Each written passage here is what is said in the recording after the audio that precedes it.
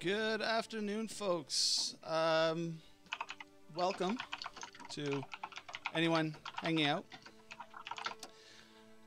This is our session 0 of Court of the Shattered Kings, which will be a D&D 5e game. You have to forgive me. I've had a couple beers because it's Sunday afternoon and I need to relax. So, no cameras today. This game is going to use something a little more akin to what we do on the battle screens for Lancer, where once we actually get characters made, I'm going to make that cool image bar that goes on the side. It's going to light up whenever you talk on Discord. Just currently no character images, so we just have the very default circle images on the stream here, which will go green when somebody talks. Let me turn the music down a little bit because this is loud in my ears, even though I know it's not as loud on the stream as it is in my ears. So let me actually turn your ears attached to the stream. Yeah. Okay. So let's just start up there at the top of this list, and people can introduce themselves, and that'll put me at last, of course, which is where I should be here. Because apparently, this way I will not forget anybody this time. Yep. So, Bex, do you want to start? You know how this goes. Hi, I'm Bex. I sometimes moonlight on this channel. Moonlight on this channel on alternating Sundays as Io, your friendly artillerist. I will not be doing that here, mostly because artillery doesn't exist yet. How are you? Sure. All I right. said yet. Yeah. Tex. Hi there, everybody. It's me, Big Tex. Yeah, I'm in finals mode at the moment.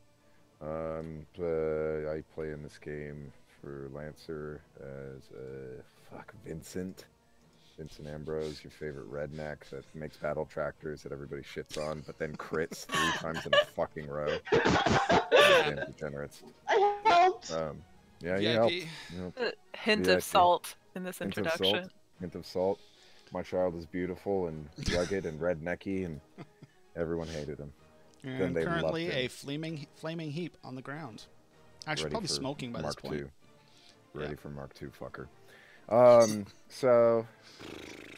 I play on Neo's stream as Louis, lovely Wormwood, a emo, anxious high elf.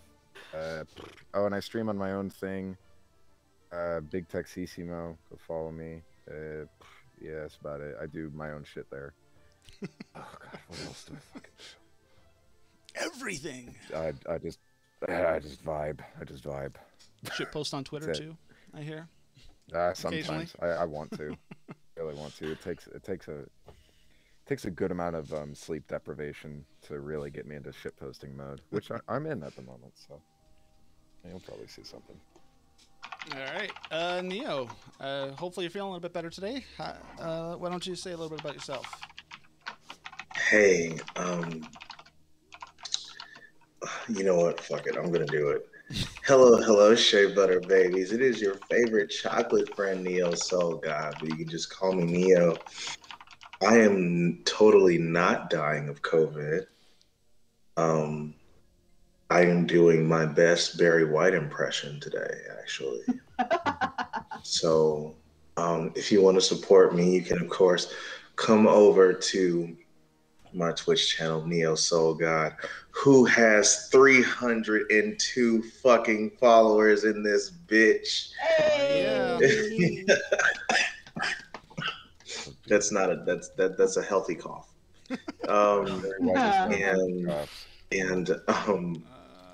I also hang out with Big Tex and Ryan. I be lurking, I be looming, and you can follow us at SeekMoni on Twitter and at Neo Soul God on all social media platforms, because I be everywhere and I be nowhere, and I'm totally not drinking Hennessy.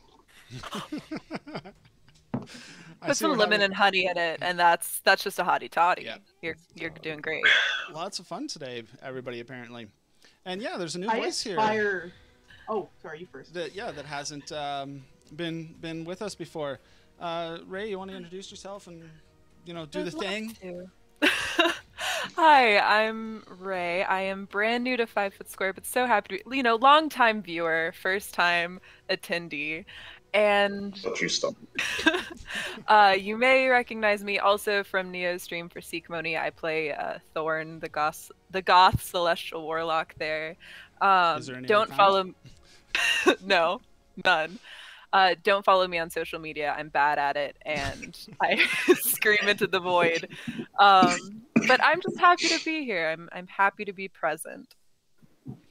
Yeah, gonna play some D&D, and I of course am 5 Foot Square, or 1.5 meters, as I get called occasionally on some 0.1 meters. Yeah, something like that.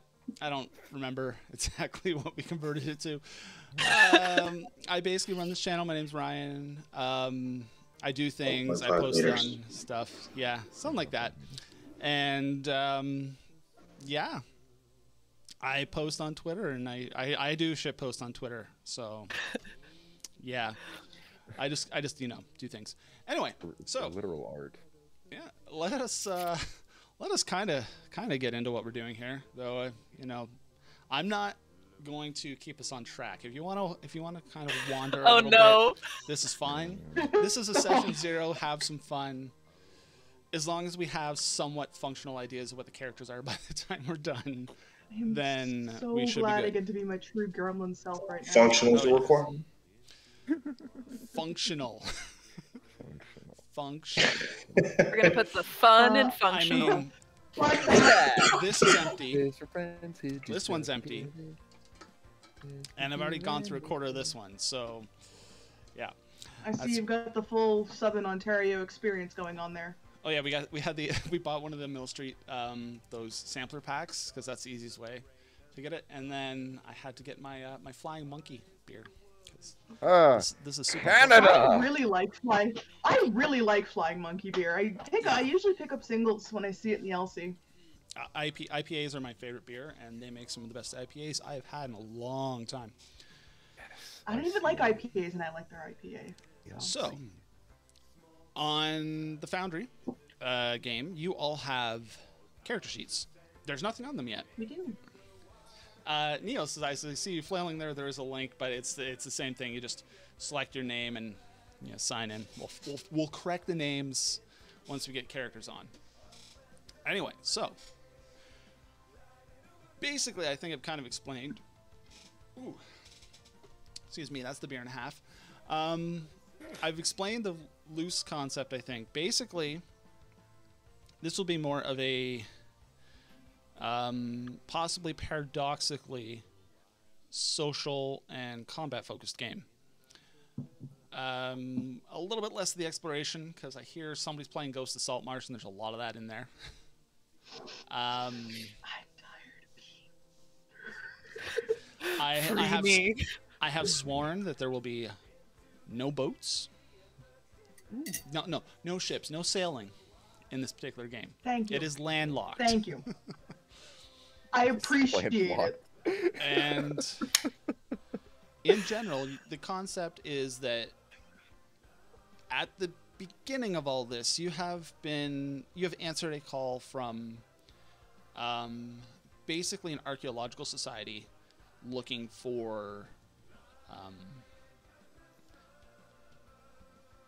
let's say sufficiently armed individuals to escort and protect them during the trip to an archaeological, what they believe to be an archaeological dig site. Whether or not it actually is, we'll get to that probably by the end of session 1 at least. But you have answered this call, so theoretically you should be able to fight. It would be nice if somebody can also talk as well. I'm not a good example of this because clearly I can't talk at the moment. But somebody who can talk. Please, one of you have a charisma score. Yeah, I guess I'll just cross off my Oath of Silence monk, but Fuck. Well, we're off to a great start. Fuck. That was all of my character concepts. So my Kenku that just speaks in Caw You, is you know, unacceptable. you know what? If you want to play a Kenku and just mimic voices, I, I would be I, I fine. literally, that was one of the characters I had, and then I was talking with someone, and they were like, "Please don't fucking play a Kingu." And I was like, Don't "Oh, play it, okay, that's fine." I've Dude, got you a got me I've got a there. Kenku in my Friday game, and the player is a lot smarter than the character. So sometimes the Kenku will say something, and I will turn to the Kenku and go, "That was surprisingly articulate of you. Who taught you those words?" She would just shrug and go, and carry At least on. it's not the other way around though, where the character is smarter than the player. It's Because true. yeah, Yeah, that leads that's to some happened to me. interesting. It's me every time I play a wizard. Cause like me, Every dumb as shit. But like my wizard, no. They know what they're doing. That's what the skill Me with rolls high are for. charisma characters. What are you gonna do to tell a lie? I'm too guileless to tell a lie. I'm going to roll a die. That's how I will lie. It is Yeah. a routine. How about I roll a die to lie? You tell me if I win or not, and then I'll tell a lie. Yeah. So, any thoughts on characters at all? I know there was our joking discussion of an all-barbarian party, but I'm not totally opposed to that at this point. Don't test me. Don't test me. Test me. I have two, like, reasonably developed ideas and, like, two maybes. Okay. Got 4. I have 4 as well. So this is totally cool. And as I said in the chat, if you decide don't feel you need to take particular roles. If you don't, I will tailor what is going on to what's in the party. So basically, for example, as I said, if you don't take a rogue, it's not that you won't encounter traps, it's that you will encounter less, because basically your rogue is the one who's going to be mostly dealing with them. Ranger kind of can, bard kind of can, but they will dial back without a rogue, for example. I have not finished encounters yet. I was waiting to see what the party is. So do not feel pressed into like, oh, we don't have a tanky character, so therefore I must be a tank. Though, of course, tanks are fun. Excuse me, let me whip out my 32 AC Eldritch Knight. No, thank you. I'm banning that right now. Absolutely not. Yeah. What level are we thinking of starting at? We'll be starting at level 1. I will be using milestones. The first couple levels will come fairly quickly, and then it will start to slow down. Awesome. And do we have any particular feelings on multiclassing? If you wish to multi-class, go ahead. I do know how to do it, and as long as you know how to do it, then that is fine. Because, yeah, I actually think some of the better characters come from multi-classing, but if you don't know how to do it, then you can seriously... Yeah, your characters might as well just be re-rolled at a certain point. You can screw the pooch on that one. What do you mean I can't take one level of every class? Hey, you say that. I did that for a one-shot of bring your shit characters, and Jack of all trades, the merchant who had 1 level in every class, was very proficient.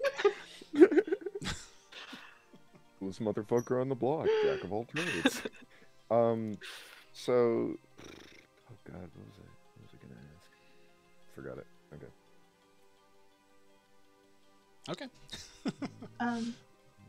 I guess so. My 2, or I guess my 4-ish ideas are, Oh, I remembered. a paladin, a monk, a ranger, or a cleric. And I'd really rather not play the cleric because I always play the cleric and I'm getting very tired of playing spellcasters, but I can do it and I'm good at it, so. My 4 are a ranger, a cleric, oh Jesus, let me pull it up, a artificer, and a wizard. So. And as I said, go ahead. My 4 are barbarian, sorcerer, bard, And what was the last one? Paladin. Honestly, I was expecting text to just say barbarian, barbarian, barbarian. Barbarian, but, you know. I Oh, was what gonna do that too. You were gonna do full on barbarians? No, I just thought you were gonna do 4 barbarians. Oh, I well, have a barbarian Oh. prepped. If we wanna go barbarian, I can do barbarian. We're not doing this shit. We Well, I heard the don't one object to barbarian- barbarian. that. one barbarian that he could go two ways. He could go kind of more. What's the one where like where like they explode magical energy out of them? Their face. Wild magic. Oh, the Yeah, wild barbarian. yeah, the Breath of the Wild Soul. Just Yeah. fucking the bear one, which I love that one. It's simple, the only actually Okay. overpowered class in the player's handbook. Yeah. bro. It's so fucking cool. Out of here with overpowered. That shit is fucking fun. And Wait, do you mean totem or the primal? Is it primal soul? The Or- totem. I mean the totem, but I don't use totem because Gotcha. it was Yeah. made by white people. Totems, people don't understand totems. I'm not gonna say. They totems. really don't. Yeah. Thank you, 100%. Yeah, Tess. Thank you, Tess. yeah. Love it. So, as I said, if you guys want to use third-party or homebrew stuff, I am open to the Oh. idea. I just want you to pass it. Like, I want to see it first and take a read over it. So I might not be able to say right now, yes or no. So, I really wanted to play the paladin. I had this idea. I was bouncing it off Ray for a little bit. It was like the shit-talking Fayish paladin. Okay. That I would like, but the Path of the Ancients was cool in ideation, but it didn't really give me that shit-talking kind of idea. Ray did send me a homebrew that I can send your way. Yeah, I don't know. Shit-talking paladin just sounds fun, and I'm trying to hit marks of classes that I've never played before. I have played barbarian before. That's my comfort zone. Well, if I may, But all the other also classes I've never just played. slide this shameless plug in here. The Oath of the Eighth Yeah. there night is Yeah, I hear there's a pretty cool spellcast in Paladin hear that that's a some of you pretty may or may neat, not have made. Sarah's pretty neat there. Paladin probably could talk some shit. Just slide that in there. Fair enough. I like the Fayish beguile of it. Is the thing. That's what I'm. Oh God. Oh, sorry, Neo. It's okay. I'm getting I'm there. like, wasn't there a Fayish paladin that came out? But I was thinking of the ranger, the Fey Warden. Yeah. Yeah. I was thinking of that, but I was also like, I kind of like the idea of like them having like an oath to be just an asshole. God, the tenets of the homebrew I found were so choice. They were so They were good. I'll really have to see good. if I can find it again.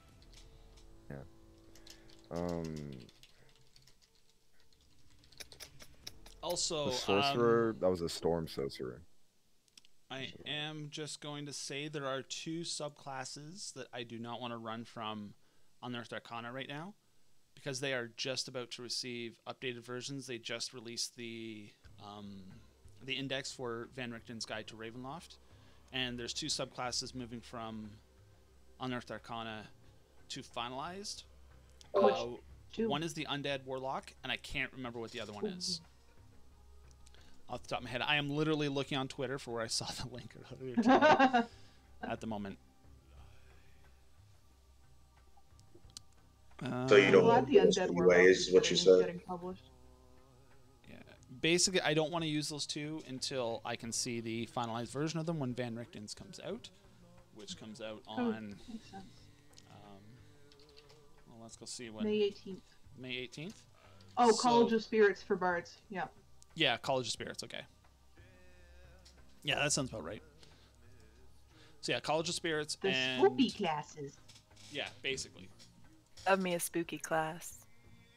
Now, in the case of Bard, it would be perfectly fine to potentially take that subclass, but because you're not going to be level 3 before May 18th, so I'm clearly going to be able to see the book, the finalized version.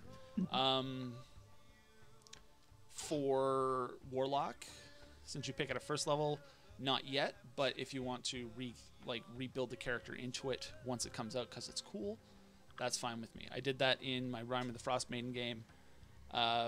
We started playing just before Tasha's Cauldron of Everything came out. Then that the underwater Warlock patron came out in Tasha's. So we just rebuilt the character around it because that was basically what the character was anyway, was worshipping patron was a sea fae creature thing. Sick. So, yeah, that's also the character that I killed. So, what about the Illrigger from? I am fine with that if you can get me a copy of it. I do not have it yet. Sure. I have a beta copy of it, but I am told there's changes from the version that I have. Yeah, it looks cool. It looks cool. But yeah, I am perfectly fine with the Illrigger. I do have a few concepts that I forgot to say. Oh yeah. I've also had several coughing spells, so I wanted to make sure that this was a good moment. Don't I've got a destroy druid. I mean, we're past that. Other reasons shall go unnamed. I have a druid, a artificer. I also have the beginnings of a ranger, and I think that's all I got, Chief. Okay. So basically now there's 4 of you, and you each have four ideas at least roughly.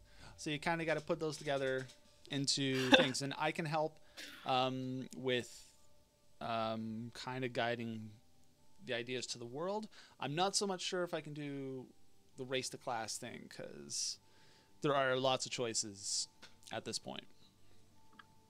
Though I will try to assist where I can in that matter. Sure. The one concept that I have really strongly in my head, and that is kind of first among them, is the barbarian. Is that the barbarian?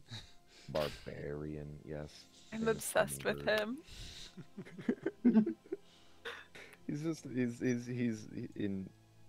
was taught by elven gardener essentially how to act like a person because he was raised by bears. And the elven gardener just really likes tea, sewing, knitting, crocheting, and dresses and filigree. So he just wears dresses and a bear skirt. I love him already. So cute. I've had this barbarian for 15 minutes, and if anything happened to him, I'll kill everyone in the room and then myself. Exactly. That's how I've been feeling, like, since Tex brought it up to me. I was like, you have to play Hummingbird. I love him too much. Oh, and I want him to have honeysuckle beard ornaments in his beard, like tiny little golden honeysuckle thing. Like I don't really know how to call it. They're just trinkets in his beard that just sit there. The Okay. virgin tears. So Tex is playing the barbarian. That's kind of what I heard.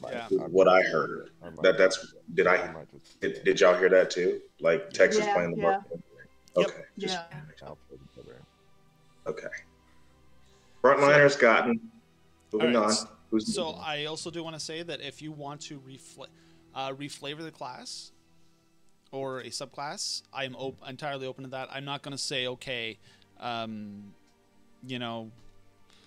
whatever. Okay, you know what? I can't even come up with a concept, but like, if you want to reflavor the class or your spells to give them a twist, with as long as they don't change mechanically, I'm fine with that.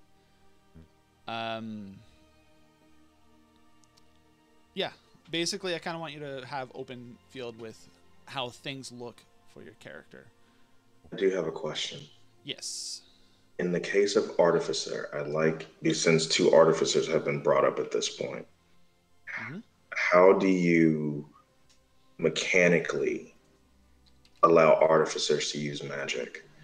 Are they only using tools to use magic, or for the sake of the mechanic, are they using magic? It's just flavored. That's up to you. Are they a natural spellcaster, or are they using their tools to replicate magic? Yeah, that being said, though, would that have any implications on mechanics? Any changes? Not on mechanics. That second part of using the tools to replicate magic has a bit of a lore implication. 1 second, let me just see if I can find it even, because this is something that has not existed in the world in a while. I have to load up the World Anvil file, because it's not linked from the main page. Loading up World Anvil. Oh, yeah. So, for those of you who are not aware, this is actually a world that I have played several campaigns in before. There is a background history to this world. A Pathfinder campaign, I think, that I last ran in like 2010 is actually the last major point. And what happened in it is that the players basically stopped a warlord from becoming a god. Or that's what they think. He actually became a god. They also became gods in the process, though. And this warlord was not a nice person. So therefore, this is why I'm now trying to find this image. Not this image. This He like is he like the gun of the? Oh God, never mind. Sorry. I don't remember what it was called. I just thought of like the most evil thing that a warlord could do in a fantasy world, and that is be like the god that made firearms. He basically he. Or technology.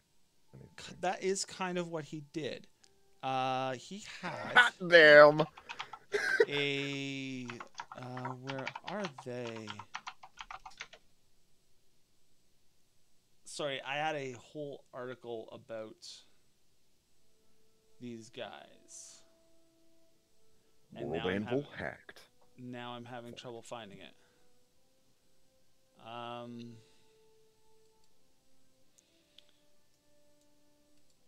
Wow. Okay, so it's gold. I think it's Golden Tree. Is the name of the town. Was the name of the town anyway. Yeah, here we go. These guys. I'm going to send you the link in the Discord. These are basically essentially they were artificers. They were magic users who combined magic and technology together, and were directly responsible for creating a weapon that essentially enslaved the souls of a bunch of elves that they happened to kill, and killed a couple elven gods with it. Yeah, so there is a certain necessary stigma that may or may not be attached to using technology to replicate magic, but that was a long time ago and not as many people are familiar with it. There are certain scholarly circles who may be more familiar with it and the implications of it. God, this is so tasty. I'm the barbarian now. I don't have to care about any of this. Yeah, just like whatever. Smash. They'll cleave. How dare you? I want to hear Hummingbird's opinions on literally everything, including the geopolitical drama. What a fools. Now, to put this in perspective, this was like 750 years ago. Gotcha. Okay. So they're basically the only people who actually remember it are probably elves, the oldest elves themselves. Oh, I guess that's a good question, actually. So 150 years is like really old for people. Yeah. Yeah. Okay. So the only races that really I have modified the ages on in this world are the elves and the dwarves. They are a little bit older. Dwarves are about let me just double check because I had this actually written down. In 5e, dwarves They mature at live 20. to about Yeah, they live to about 350. They go up to like 600. Yeah. And elves are significantly longer. They effectively, what I have is that elves are immortal, but eventually they decide that it's time to move on, and they kind of get themselves back into the cycle and get reborn. Cool. Yeah. I think that tracks. Who would want to live forever? That shit blows. This Yeah. bitch bored. Yeet. Get me out of here. So yeah, there are probably some elves who actively remember that, but I would not foresee running across them in any way, shape, or form. And we're actually playing in probably one of the countries that's more high tech, the higher end of the tech scale for the world. So Artificer would make sense. Any other countries in the world, I probably would not allow Artificer, but in this case, yes. Okay. Is there a different stigma, like around like alchemists, or is it just around machines? It's mostly against machines. Okay. I was gonna say my artificer is an alchemist. So. Yeah. Yeah, it's mostly the use of technology as a weapon, particularly mixed with magic. Bro, if we did like just a mechanical artificer, like an alchemist, and I don't know, whatever the fuck Bex wants, that would be kind of funny. And a barbarian, 2 nerds, a barbarian, and a wild card at this moment. Here, drink this. What is it? Don't worry about it. Just drink it. Yeah, Alright, so my. Go ahead. I hear Tex is going to do barbarian, so I can put the class on his character at least. And human. Okay. I think I'm gonna do like a custom lineage. I think for just human in flavor. So I can drag barbarian onto your character. I'll be back. Yep. I'll be Beethoven. And Be Chopin. What? wow, there are actually no. List. There we go. Human. Level 1. Actually, no. I'd like to be Vivaldi if I can. Ooh, good choice. Vibe with Vivaldi. So what stats Tex gets will depend on whether or not that is a variant human, but I think it's a custom lineage, so we'll tinker with that. But that's the basics of the character sheet. Custom lineage human is essentially just variant human. Yeah. So you might mean the other one, not custom lineage, but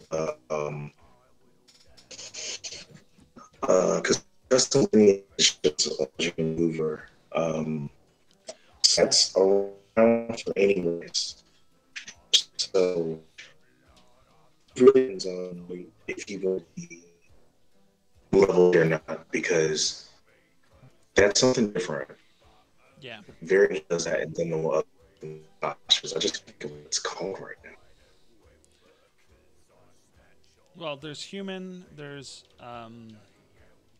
variant human, and then there's a bunch of the mark humans. I forgot I had turned the homebrew for Final Fantasy XIV on in the list, so I saw Hrothgar here, and I'm like, wait, what? What? That's a Wait a race? second. And then I look down, and there's Lalafell there, and I'm like, oh. Some mad lad codified all of 14's jobs into D&D 5e. Yep. That's That's what I have loaded up here. If he So didn't, good. if he It's didn't so build good. a new job, he built subclasses for the extant ones like Monk, Paladin, Bard, and stuff. Oh, it's so cool! I kind of want to run a gonna one-shot be right using it back. for my I might play a guild, Vieira. I might play a Vieira. I 100%. If you want to Might use those fuck around, might those play classes and Vieira. races, I am open to them as well. I was vaguely considering entirely, because this world to this point has not had a Dragonborn character in it. There are no NPCs. There are no PCs. So I was 100% considering reflavoring the Dragonborn as Aura, like that sort of appearance. just because. Yeah, I did the Stormblood stuff on the Azim Step the other day, where you have to go and convince them to help you in the post expansion part, and I'm like, you know what, those guys are really cool, and I would totally love that as a race in the game. I'm like, but I don't like Dragonborns. Let's just replace them physically. Especially with the new Dragonborn UA that came out a couple weeks back. Really yeah, is that is that the Dragon Blood and the Ravenite? No, those are. No, Ravenite's from Explorer's Guide to Wildmount. Yeah. No, the UA pretty much like rewrote Dragonborn as a race. Ooh. Yeah. Neo showed made it their to breath me a weapon while useful. back. Yeah. It's like a thing that you can use all the time. It's pretty cool. It's pretty cool. Yeah. I think Neo froze up just by the just what I'm seeing. Oh no, No, we're good. I just we're muted. Good. Just muted. Okay. He just has a steady hand. Yeah, it's just. Feywild, Gothic lineages. Yeah, I haven't looked at the new UI, the new UA stuff. Mostly because I was not. Nothing in it super speaks to me for a character point of view, but also because I have not had a character to make in a very, very. I'm odd, Ryan. time. We're gonna get you playing in a campaign soon. I swear, if I have to do it myself, I'll do it. It's been a long time. Okay. It delineates a little bit between chromatic, metallic, and gem-based Dragonborn, and it rewrites the breath weapon to be useful. So, and it also has rules for kobolds. Wait, what? Was It there has not rules for already kobolds. full? I don't know. It rewrites rules for kobolds. Yeah, there was didn't know that much. Volo's Guide to Monsters had kobolds in it. Mm-hmm. Yeah, it's got. All right, so anyway, I'm hearing way up there, barbarian. Yep. With the bear part emphasized. Any other ideas? Since we now have a frontline fighter, so now you get kind of. This is kind of what I expected had to happen. One person had to basically lock into a character so that everybody else can kind of decide. And then the rest of us will. Yeah. Vibes and vibes alone. Okay, well, my thoughts were either a Way of the Astral Self Monk, because that's what I was going to do for Dungeons and Flagons, but that didn't happen, and I still want to play my fucking JoJo Monk.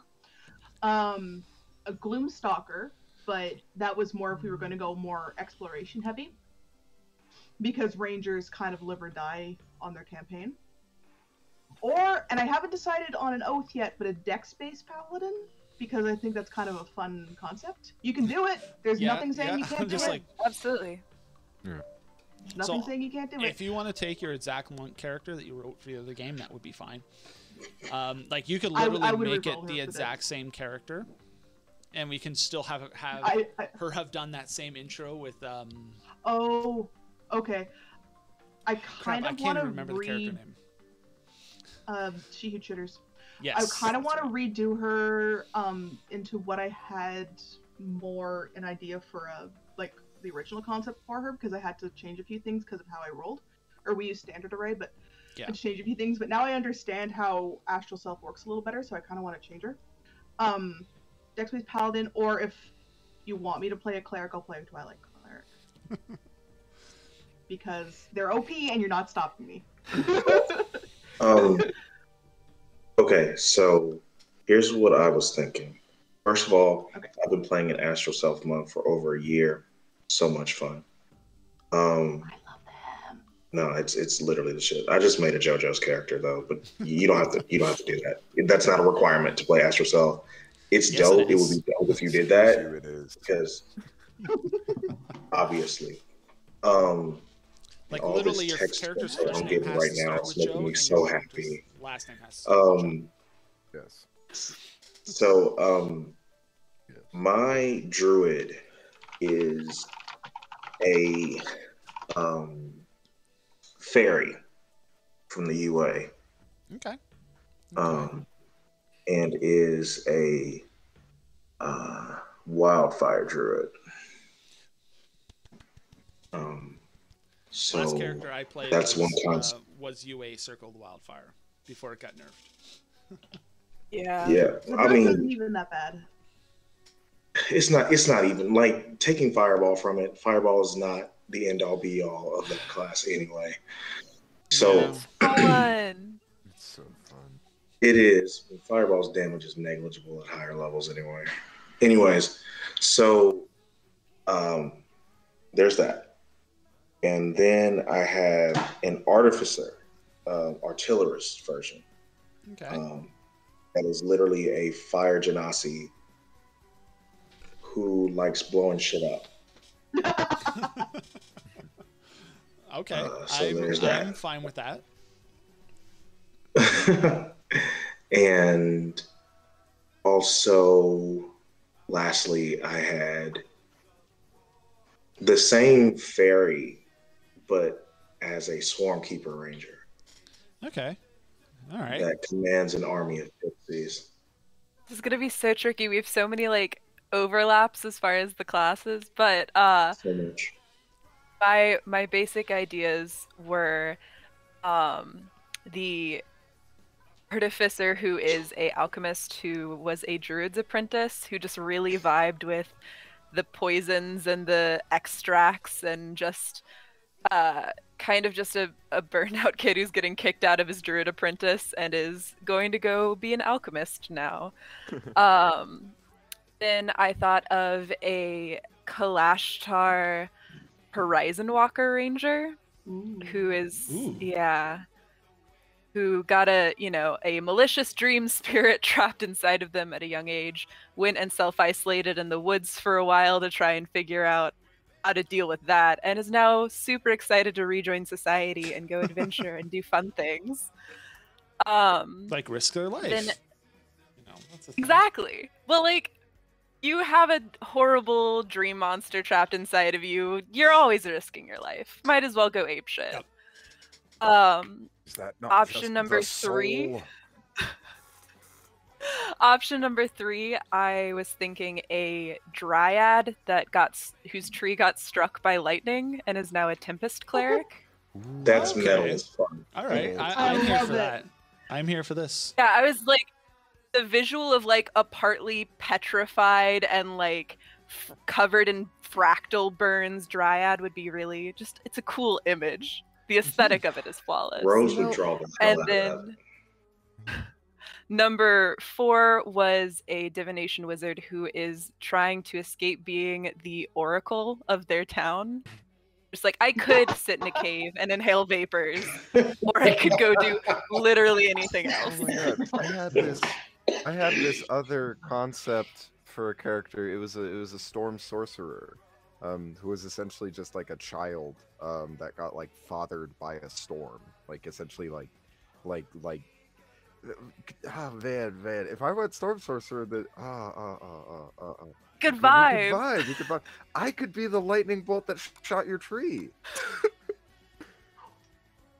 Y'all get on my goddamn nerves. Okay, yeah, Look, like- I No, keep that's getting really fucking there. good, I though. love y'all. That's so really much. fucking if- good. I know Yeah. stream can't see it, but I am physically freaking out. True. Yeah. I mean, Yeah, if that's what you want to do, that's mean- perfectly fine. I'm cool with any concept you put behind your characters. I mean, as long as it's Hummingbird not is so like, cool. oh, I already saved I the love world. hummingbird too yeah, much. yeah, I love hummingbird too much. Second choice. Okay, hummingbird first. Oh, I Hummingbird got a first. question. Yes. How do you feel about evil characters? As long as you have reason to be working with the party and working towards the rough objective that will be laid out Indeed. as it goes. I am not opposed to evil characters as long as they're not like chaotic evil, maybe not so much, because that it's like kind of built into the alignment that you're dicking over people in the process. But like lawful evil, neutral evil, What is evil if not just selfishness? Why lawful evil Fair such a enough. great alignment? Yeah, like some of the greatest characters in fiction have been lawful evil characters. So, although real talk, if your character gives off if your evil character gives off bad vibes, hummingbird will not fuck with you. Will like fuck with you is in like a good way, you know, like Hummingbird. if Hummingbird thinks that you're a bad flower, he will snip off your pollen, okay? Love it. I love this man so much. so much, dude.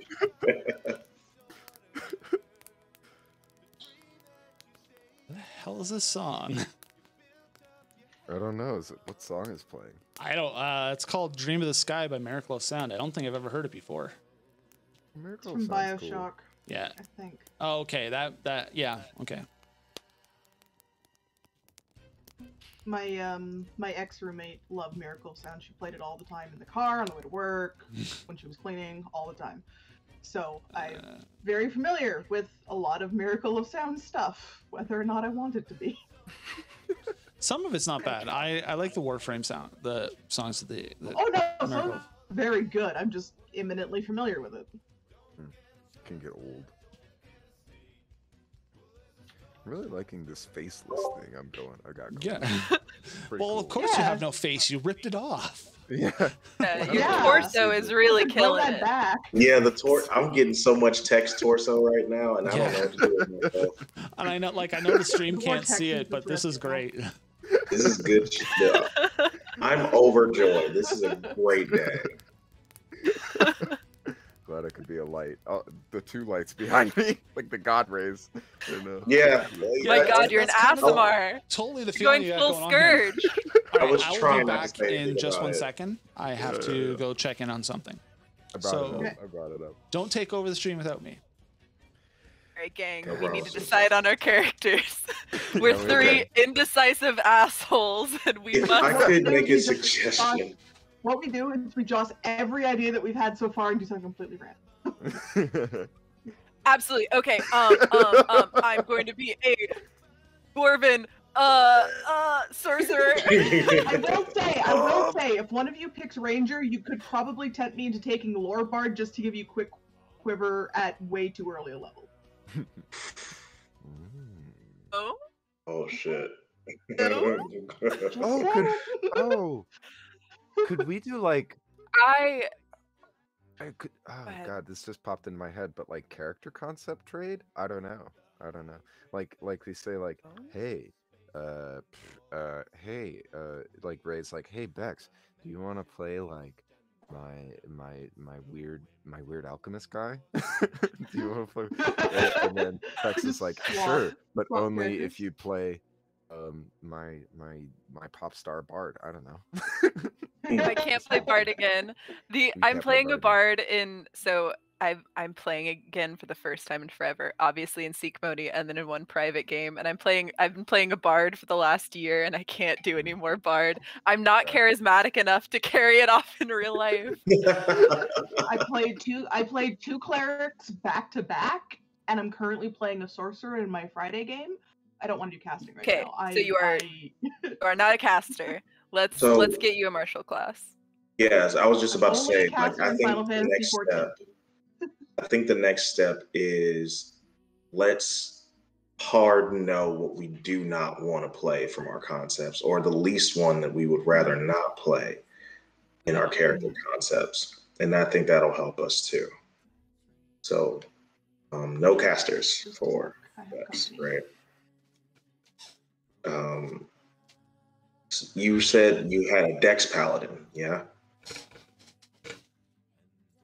Sorry, there's somebody muddling around downstairs, so I didn't want you to hear any background. Yeah, I have a concept for a Dex Paladin, but I don't know what oath I want to be yet. Or I return. monk or a ranger. Okay. So we're not even going to be level 3 until after May 18th. Is that what you said, right? Yes, I would say so. Okay. So, yeah, I mean, most of us wouldn't get our subclasses until 3. So Mm-hmm. I think that, first of all, Dex Paladins are awesome. I love them. Dex Paladin would be the truth if you could smite with bows mechanically. But I love Dex Paladins. I always play Dex Paladins. I've actually made a Dex Paladin for Seek Pony as well. So I'm cool with that. For me, I don't get to play a support very often in D&D. I normally am the person dealing the most damage just because of how my builds work. I don't try to power game. It just happens that way. Oh, Yeah. come on. Well, Yeah, you know, Likely power story. the thing is, when you know this Oh. system, you even your unpowered, like, you have to actively choose to make bad decisions in this system once you know the system. You really do. Yeah, you really do. So the thing that I was thinking, because Artificer, for me, it has so many different ways you can play it. Yeah, that's a nice Especially thing with if class. especially if you don't use your infusions yourself. If you give the infusions to the party, it makes a very interesting dynamic and gameplay. So, as far as I'm concerned, having a bard and a potential dex paladin, I feel like we can really kind of cut loose in the support area. I'll go ahead and commit to playing a full caster because it sounds like we're not gonna have a bunch of those. So I like full that- casters. Oh, that goes me down to 2 characters, which is such a relief to my indecisive ass. Neil, would you want to play like a bard? I've been thinking about bard actually. I feel like that would work because that would hit like a support role, but it would also hit like the other role of like, I'm maybe a sneaky bastard. I don't know, charismatic sneaky bastard. Yeah. So I hadn't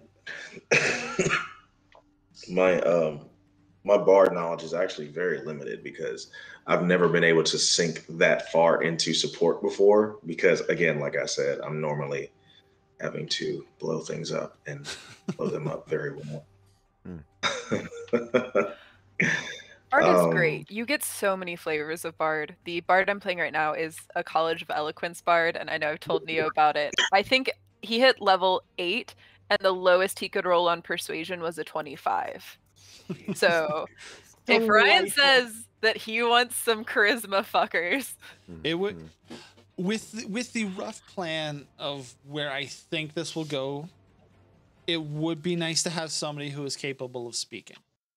I am not necessarily going to railroad how you get to certain points, but there will basically be what I will call plot points that you will get to one way or the other. It's kind of how you get to there and how you react to them that will be basically your decisions on them. I got a question. Yes. So sometimes, I don't know really how the phrase is. Sometimes there are moments in role play where a character seems to say the exact right thing for a thing, and like it's a very good point, and then the DM's like, well, roll for it, and then they roll. I will not do that. Shit. If Okay. basically, if you guys come up with a really good, my way of thinking is kind of essentially, you will describe. I'll tell you what's going on. You describe your reactions to it. If I think the actions merit a roll, I will ask for a roll. If the actions, however, are really good and will contribute to a better story, I will just let the actions go as is. I mean, unless of course, like you're saying you're stabbing somebody in the back, then I'm going to ask you to do your roll for it, kind of thing. Gotcha. Good to know. Yeah. Though again, or for example, if you say something, if you're trying to persuade somebody, like you're actively, maybe not lying to them, but trying to persuade them that you're telling the truth. Even if you're really good at saying it, I might still ask for a roll, but I might decide you have like a skill floor that you can't roll lower than. Sure. Also, I should say that perception, your passive perception, I consider a skill floor. you can never roll lower than your passive perception when you're rolling perception. Oh, thank God. Oh, Because thank God. I think that is the daftest thing, that you can have a passive perception of like 15 and then still roll a 2. Like, oh yeah, I was better off just not looking. Kind Yeah. of thing. I'm more observant That when I'm tends to be what I do. distracted. That tends to be what I do, like Yeah. when I DM a game, and that tends to be what I do unless the character in question is actively distracted by something, Yeah. or like their attention is specifically taken up. Then I'll say roll for it. Yeah. But if they're just hanging out, then Yeah, and if there is a situation where your passive perception isn't your skill floor, I will let you know. Like, I'll say it's really noisy in here, so it's hard to hear what's going on. Right, it's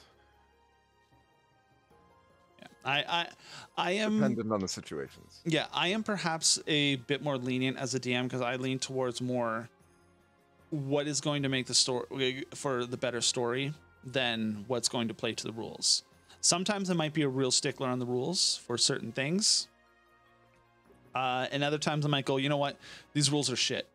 Let's just ignore them and let's do this instead.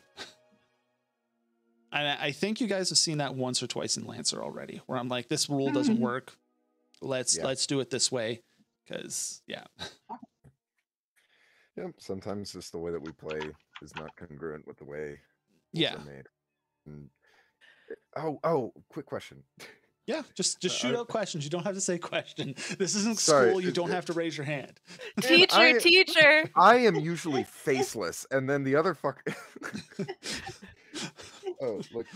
I gotta say, this is a completely different experience. Even just having your torso while you're talking, this is a completely different experience. We're getting those Italian gestures when you talk. Hey, so many hand movements, Mamma man. mia.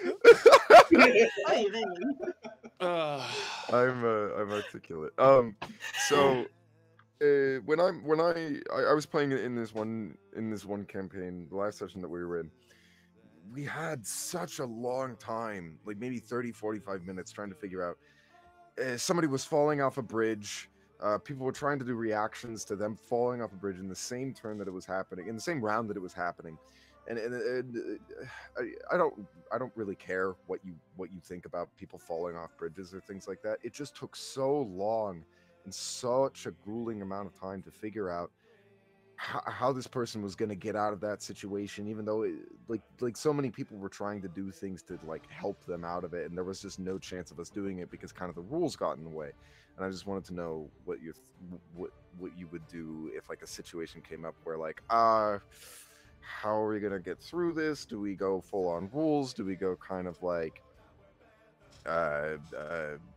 ask the wall, let's fucking rock?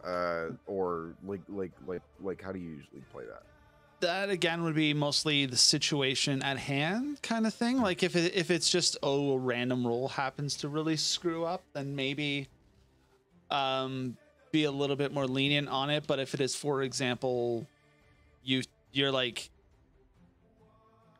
there's like something major that you catch as to you stop someone else from falling off a cliff that's majorly important in rescuing you as a plot point, it might be a bit different. I guess But that's like the pacing and dramatic impact is kind of more what I go for than always dragging down into rules. Yeah, I guess I don't know. Rules crunch to me sometimes is I don't know. It's becoming a greater thing for me in D&D. Like that's a definite aspect of D&D that I sometimes I'm really cool with it. Other times I'm also like, do we need to spend this much time on this one aspect? And I guess it's dependent on the situation. Sometimes a failure on a roll isn't necessarily a failure on the action. Mm-hmm. It is, for example, say you were, let's go back to that situation where somebody has fallen and you're trying to pull them back up and save them. You might roll to see if you can pull, like you grab their hand and pull them up. Mm-hmm. A success would be, you pull them up really quickly. A failure might be, okay, somebody else has to come over and help you, and you struggle for a couple minutes and pull them up, which may have an impact on the story. For example, if they fell while you were being chased, you might lose some of your lead if you fail when you're the roll to pull them up. So you take 2 or 3 minutes instead of just like haul them up quickly and keep going. So you might lose some of the lead that you had. Okay. I don't like dragging down pacing for the sake of rules. I will 100% just wing it on the fly rather than spend 40 minutes dealing with somebody who's falling. Like, especially if it is literally one roll of the dice just sends them flying off the edge. There are situations where maybe that is okay, but I would rather not have 40 minutes spent just trying to pull the person up type thing. I like to keep the flow moving, mostly because I have had more than a few sessions where we have sat there for like 2 hours and we've not gotten anywhere.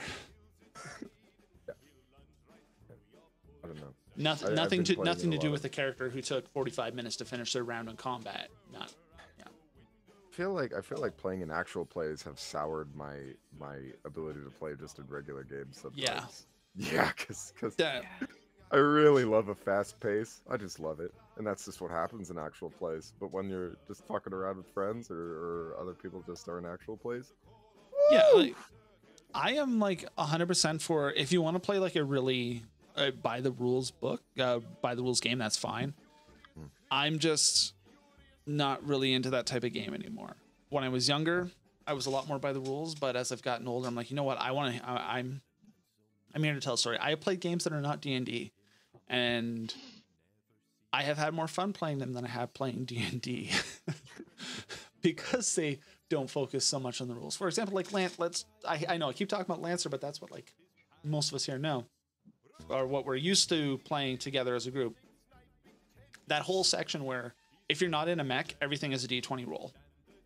Like a simple, quick D20 roll. Either it happens or it doesn't, or something worse happens, or something minor happens. Yeah. And that whole, like, I've played so many narrative games that I like keeping the flow of the story going. Even my old playing D&D before, I like to keep the story going. All right, I think I will be the second one to commit to a character. I think we'll go with Wizard. All right, you're gonna be a wizard, so I can throw. Be a wizard. Do you have a race yet? I was thinking just variant human. Okay. Thinking, probably, All right. most likely. I mean, if you want an all-human party, that's perfectly fine. We have. I haven't decided. So I thought of Vidalkin, but I don't know if I love the flavor, and I don't know how it would translate to your world. So. I'm sure I could find something, but like, Okay. I on Saturdays the game that the weekend that this game is going to line up on the Saturday right before it, I have a Rime of the Frostmaiden game. We have had the entire party has either been elves or half elves, except for one human, the entire time. And we solved the problem with the first human of not being able to see in the dark, because in Rime of the Frostmaiden you're constantly, there's nothing brighter than dim light unless you're using a torch. Yeah. Oh. And a lot of it takes place in the dark. You have like 4 hours of daylight and everything else is in the dark. So there's a lot of I definitely wouldn't be opposed to Vidalkin. The issue that I have with it is is racially built in that you are very dispassionate and very meticulous. And I don't know if that would translate to the character that I want to play. Okay. So sorry, yeah, it's one of those things. All right, so let me. Yeah, just keep talking. Sorry, I'm just working on something here as we're doing this. I'm making notes and doing small changes to the characters and stuff as you're talking. Absolutely. Yeah, this character, I think I am probably going to go Divination Wizard on, maybe multi-class into Lore Bard, and play it very much as a Resistant Oracle, Resistant Seer. And I don't know if that would translate very well to the inherent dispassionate nature of Vidalkin. So unless we could reflavor it, I think human would probably make the most sense.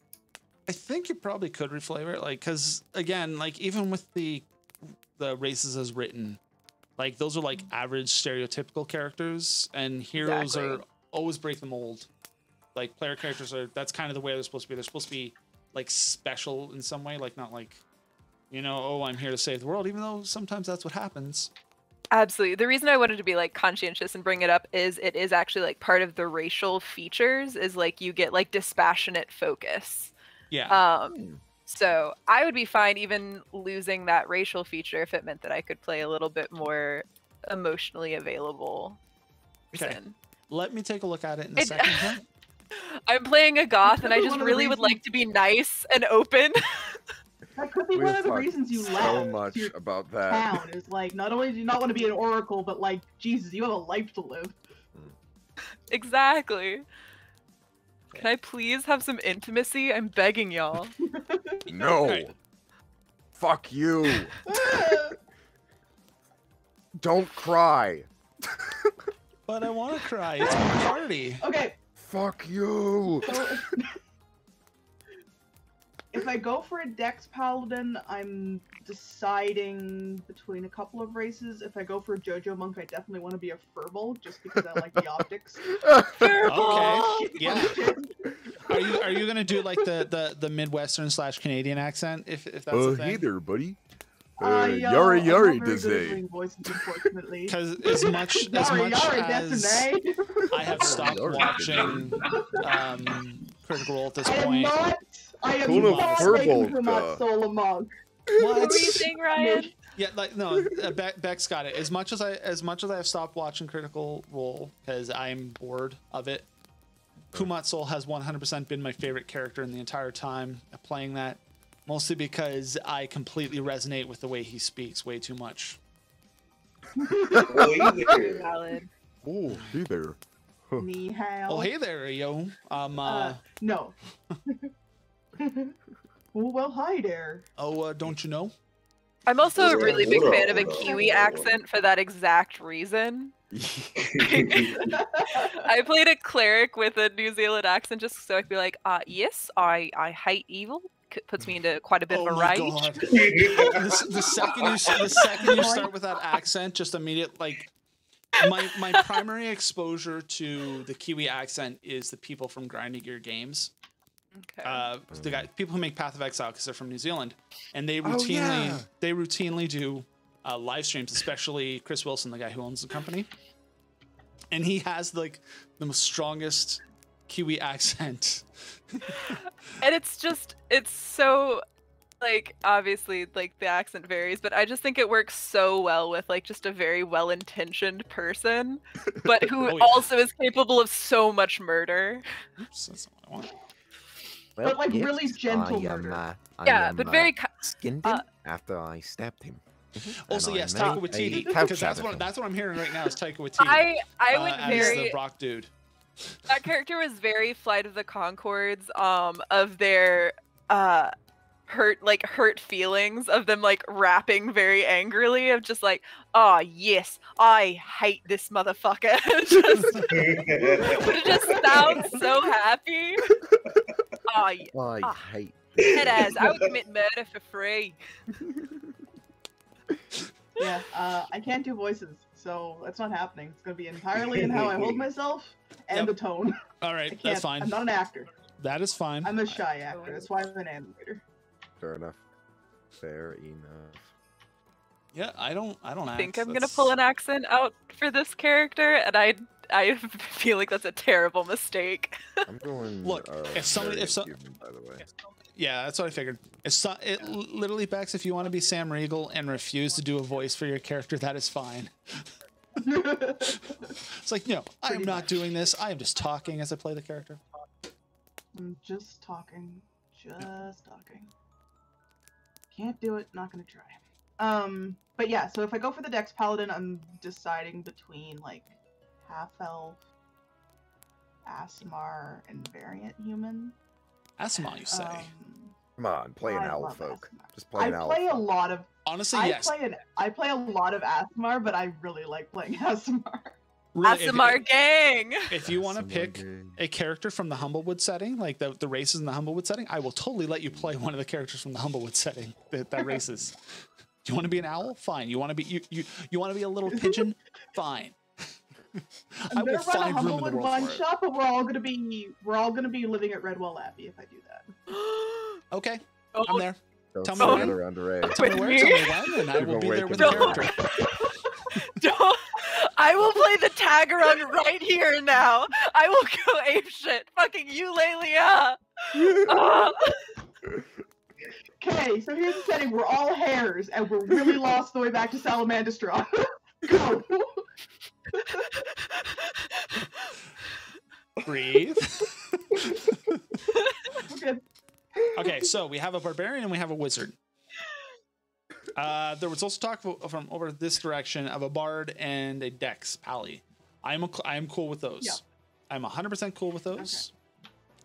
Like I said, make what you want to make, and I will adjust the encounters and everything around that. Mm-hmm. Mm-hmm. Sometimes it will work into what you have, and sometimes it will work against it. Just because, you got to challenge occasionally. Oh, in case anybody's not aware, milestones. I think I mentioned it, but I'm just clarifying. Milestones. Mm-hmm. Yeah. Look. Okay, 1, 2, half. Okay. Working on that real Southern Ontario charm. Okay. This is 5.2. This is 6.5. And this is 4.7. I eased back because I could feel it last time I went. I thought you were just going to keep going up. This is 5.5. Okay. This is 6.5. This is 7.5. I thought that's what I was going to. Everclear in a beer can. We bought 4 for each of us, and the other beer that I have upstairs is a 7.8%. That's why I picked this one instead. Attaboy. Attaboy. Not 7.8, 7.2. It's one of those bone shakers. Yeah. We drink a lot of that in this house. Yeah, it's those blood boilers. That's a brand of beer from like a microbrewer up here. It's called Bone Shaker. It is a very, very, very strong IPA. Good for cooking. I think it's like drinking nails, but it's good for cooking. It's good for cooking and good for drinking at the same time. Leading maple syrup. Oh yeah. Oh yes, we're so Canadian around here. Oh yeah, don't you know it? Oh yeah. You haven't said sorry once. Did you? Yeah. Oh, sorry that I haven't said sorry yet. Yeah. Oh yeah. Okay. Sorry. Just gonna go down to Timmy's there and pick up a double before I go get a case of 2 for Oh yeah. You better go before the LC closes, eh? I am pissed off. No, right by the mall that used to be where we live. Right before we moved here, there was an LCBO there. They closed right before we moved here. Like literally the week before we moved in. I have a teeny tiny liquor store in this neighborhood, but because it is so small, they keep a really tight inventory. Like they only sell stuff that moves. Yeah. There's nothing good there. It's all Karen juice. So for the 3 of you that are not from Ontario, the LCBO is our government-controlled liquor store. But they sell all the hard liquor, but they also sell a selection of beer. We also have a private corporation called the Beer Store. Yeah. That is unfortunately where I buy all my beer, because that is the only place that is within walking distance of my house. There's nowhere close to me. Anyways, okay, so we got frontline, backline support, undecided, and undecided. Yep. As far as stats, are we rolling for them? Standard array, point by? Point by. Yeah. Basically point by. I don't like rolling because I don't know. It's again one of those things that feels like very old school, which is okay in certain types of games, but and gotta tell me I have a strength of 4. Yeah. But Ryan, what if I like point by? The real baller way to roll is just roll a d20. That's your stat. None of this 3d6 shit. I DM'd for some newbies, So I was like, have you ever played before? And they were like, yeah, we've played before. We kind of like pieced together how from my dad's first edition thing. And they rolled with a d20. And they had one of their characters that did not have a score above 5. Well, let's just burn that character sheet now. Like, yeah, I was like, let's redo a couple things. Let's not do this. Let's not do this. Okay. Yeah, in theory, I am an old school D&D player. As in, I grew up on second edition, like AD&D, the mid '90s game.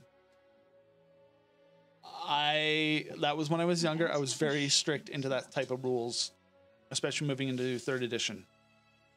And then I discovered that other RPGs exist. And I had more fun playing every other game except D&D, because every group that I wanted to play D&D with was very strict by the rules. And yeah, so I've started, as I'm getting older, I'm starting to adapt some of those other games and the way theirs played into D&D. Because I still think D&D is a good game, especially at its core with 5th edition. It is fun for if you are looking for that dungeon crawling fantasy aesthetic with the occasional hint of social and exploration in there. Mm-hmm.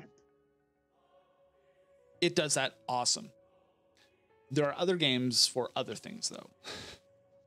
Yes. Let's see. For example, I would never try to hack giant mechs into D&D. No. That's Yeah, That's Okay, what Spelljammer's for. I think I'm coming down with a decision here. All right, let's hear it. I've been afraid to do this just because I felt that it would kind of pigeonhole me into this role, or maybe I've just attempted to play this type of character in the wrong type of game. But I'm thinking I'm going to play a bard. Live your truth. Tell me more about this bard. While I Okay. add bard to your character. So, They're so horny. see, that's what I'm afraid of, because I get that enough in my regular life. So,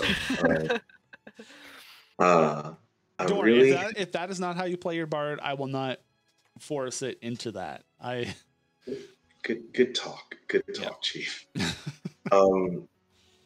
Essentially, I have this idea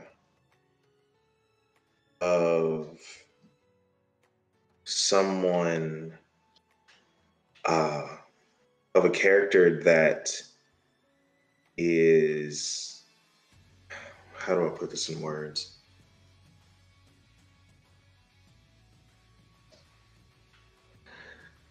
Anybody ever seen American Gods? Yes. Yes. Are you talking about the show or the book? Okay. Doesn't The matter show. which. The answer is yes for me. Yeah. Yeah. Okay. Mhm. Okay. The show. I don't support it anymore. Dude. Let's see. Yes. Mr. Nancy was the best character in the entire show.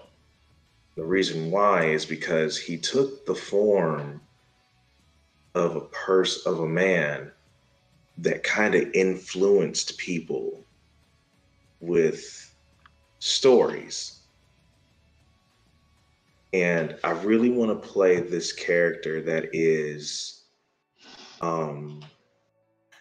either the child of a storytelling deity or the reincarnation of one, but does not know that he is that, but has the magical influence or some type of power to where he can influence the world with his stories.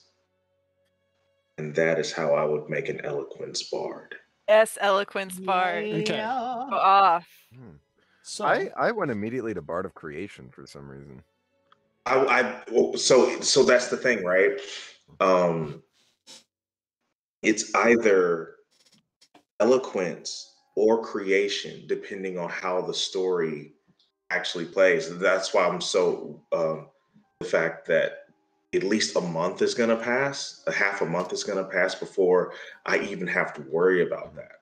Yeah. Because depending on how the character begins to breathe life and stuff. It really depends on like, okay, the story he tells either will change the world around him through eloquence, right? Or the stories he tells, or the whatever I decide this gender will be, will literally create and change the course of the world. All right, so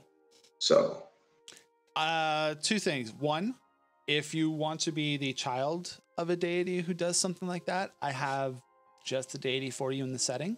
If you want to do the other thing, I'm going to send you a private message about that. Dear God, right? Oh Lord, so keep coming. It's kind of going to be a decision type based thing.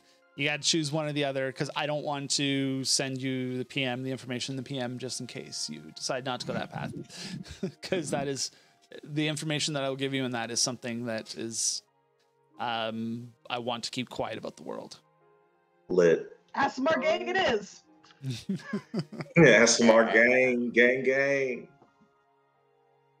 But if you want to do the other thing, I have a god that is called the Mistress of Illusions. Her name is Eeyore. I did not name her, but it's EOHR, but yes, it is pronounced like a certain donkey. If you were a cleric, her domain would be trickery. She's chaotic neutral, but that's kind of what she's about. Part of her aspects is storytelling and creation through that. Yeah. She might work well for my character, because I'm gonna need a prophecy god. Yeah. There is also a yeah, that might work for that as well. I only have 9 gods at the moment, basically. That technically there are 9 gods who are able to influence the world directly. The older gods have kind of moved away from the world after the whole war thing, where some of them got killed. You do not have to put up your hand. You can just say, "Hey." Okay. Hey, sorry, DM person. It was more to remind myself.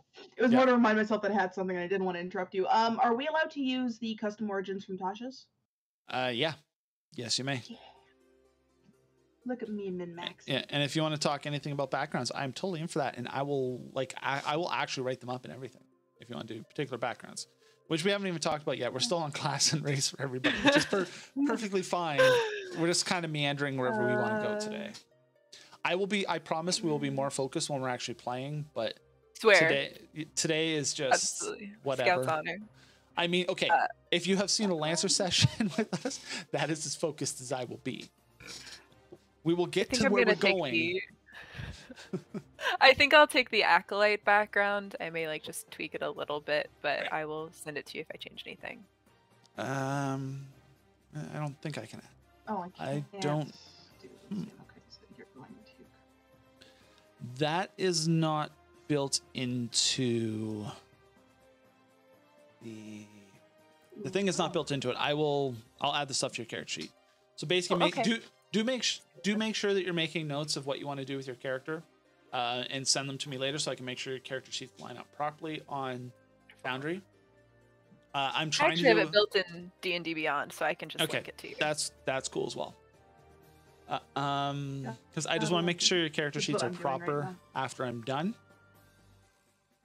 But I'm just doing what I can along the way. Okay, so we had Neo lock in with a bard. All right, that is a good choice. I like bards, and I cannot lie. Now, Bex, what do you think? What? I'm still hearing. I'm still hearing Dex Paladin. I'm also hearing Dex Paladin. I'm just making sure that my math on it is correct. Oh. And it's 0.5 with 27, correct? What was that? Sorry. That was my question. Whatever the default in the book is. 27. Perfect. 27. I cannot tell you off the top of my head. I have it. I swear I do. I actually have it. No worries. I just had to figure out where it was. Sorry, I'm doing like 4 things at once. I'm making notes and I'm fixing stuff on the on Foundry as I fly around here. So, Are you point buying right now? if you want to, yeah, point by. If you'd like to point by, you may. I'm cool with point by. Fantastic, dude. That's standard. So, like if any of you had not played D&D before, it might be different, but I think everybody here has played, because I know I played with at least one of you, and the other 3 are actually in a D&D game right now. So therefore, by process of elimination, I think everybody has played 5th edition before.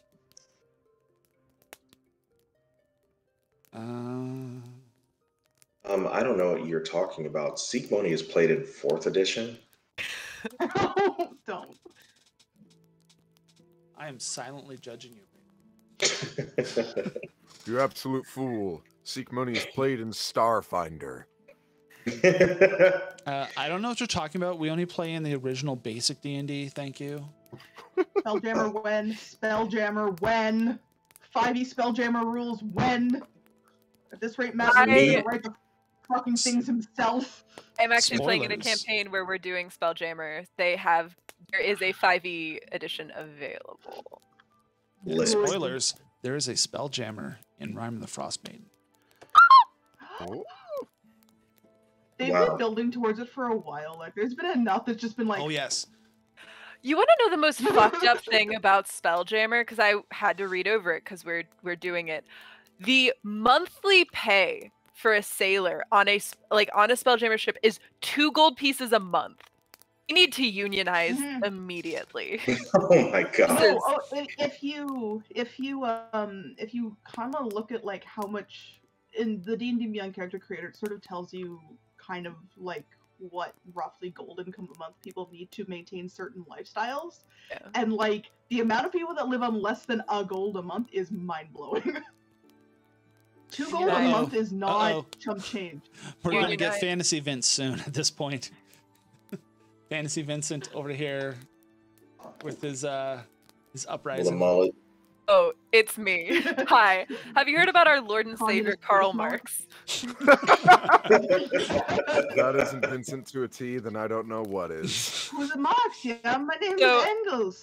I don't know if anyone saw it, but I was losing my fucking mind while someone was talking because I was going through the wizard subclasses that I have on my personal account, and I forgot that I had written a tax evasion wizard. Oh my god. Tax evasion wizard. Oh my god. School of tax evasion. Perfect. Tell me Oh more. my God. I need to hear more. Oh my god. I can send it to you.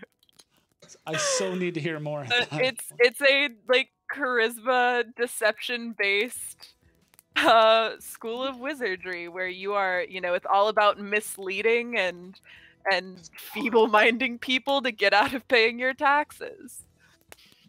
Okay. That is so I lit. love it. I love it. Very human. I didn't know that it was just plus Mm. 1 to 1 ability score.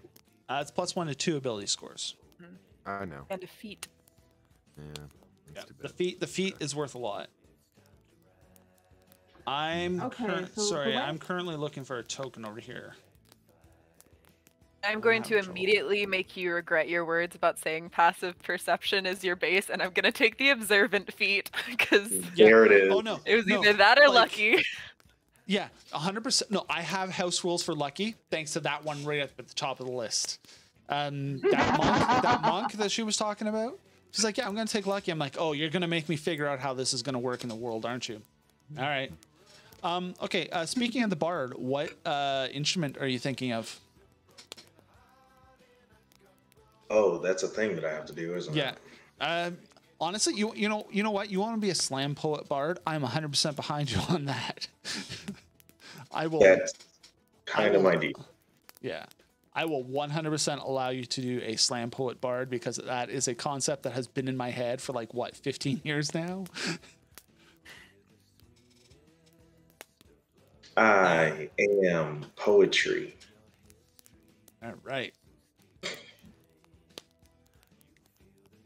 Look, if you change your mind later, that is perfectly fine. But that's what I'm marking. That's what I'm temporarily marking down. Slam poet bard. Just temporarily, you are a slam poet bard. You can make the change if you want. I'm not. How many instruments do they get? Is it 2 or 3? Okay. That is a good question. A bard. I think it's as high as I can force anyone's stat right now. So I'm gonna go.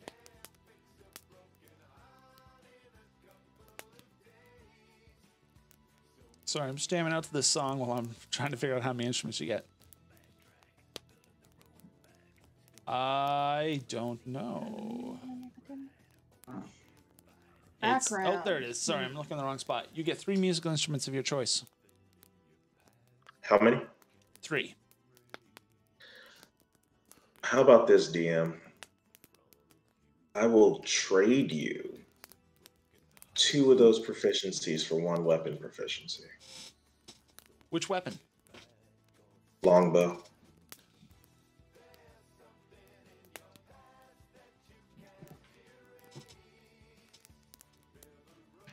I'm stroking 'Cause I my don't hair think while I they consider, get just for longbow, those who maybe. can't see. I don't think they get longbows specifically. They do not. Because it is not, a longbow is not a simple weapon. It is a martial weapon. Mm-hmm.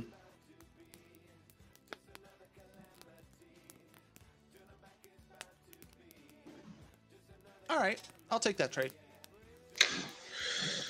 Thank you, DM. I will 100% take that trade. Just because, you know, you'd figure a way to get it anyway, or else you just deal with using a I'd shotgun. have to lose the feet on it, and that would suck.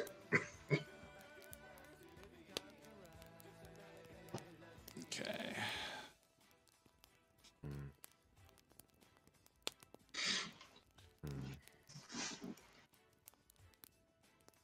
Oh, right, I should name her.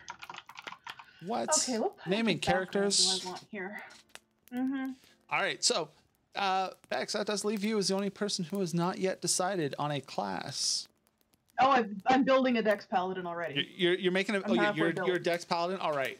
What race are you thinking? I'm thinking Asmar because there seems to be a little bit of a running Okay. trend in this party, so may as well follow it. And I like Being Asmar. very slightly deity aligned. just a little kissed by gods. All yeah. right, so you are a paladin. A fucking guy. Good. You're an Asimar, which is not in the SRD, so I have to manually add that in. Yeah, But- Protector Asmar, but I used Yep. custom lineage to rearrange my bonus. Once everybody has sent me their final character sheets, I will make sure the characters on here Oh, right. are correct. I'm just deciding on background right now. How dare you? Well, what do you think for background? I don't know if I want to do soldier or folk hero. Excuse me. I usually go with Outlander, but I'm a little tired of that. So I'm thinking soldier, knight, folk hero, or mercenary veteran.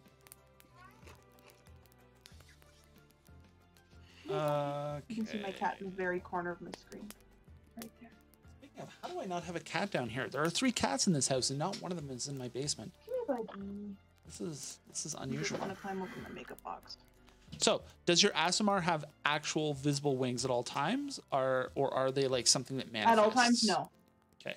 They manifest. Like the way 5e rule, like the way the 5e rules indicate, makes me think that they're definitely not an all the time thing, because you only get a minute of flight when you use Radiant Soul, so it implies to me that they sort of manifest and then demanifest. Okay. So, second question: is there any particular race that your Asimar appears to be, like, Humanish, humanish? Okay. like humanoid. Are you looking at heavier I haven't armors or decided lighter if- armors? Medium, because I'm going Medium. dex based, so I've effectively dumped my strength. Okay. Sorry, these are I important haven't- questions. Yeah. Yeah, no, it's okay. I'm trying to decide if I might come back to you on this, if she, like, looks really ASMR or if she looks, like, human-ish. Because I've played both sorts. So, what kind of weapon are you thinking of? Haven't decided yet. Probably gonna be like a rapier and shield sort of thing, but I might buy Okay. might pick up a bow at some point for like backup because I have proficiency with martials. So, maybe a javelin. Maybe I'll do the tunnel fighter joke. You know what? Okay, so you can have this token for now. Then. And you'll totally be able to. I'm just temporarily giving you tokens. We'll fix them up properly later. Minor tax. Jesus Christ. Okay, so the tax evasion wizard. My last campaign with my Friday group ended with us going to Heaven Court because we committed minor tax fraud. Well, this The two party's facts were not perfectly at home with entirely. itself. The two facts are not entirely related, but mostly related. We committed municipal tax fraud, and we ended up in Heaven Court. Okay. All right. That's Which we treated to flood with endlessly cannibalistic sheep. Don't worry about it.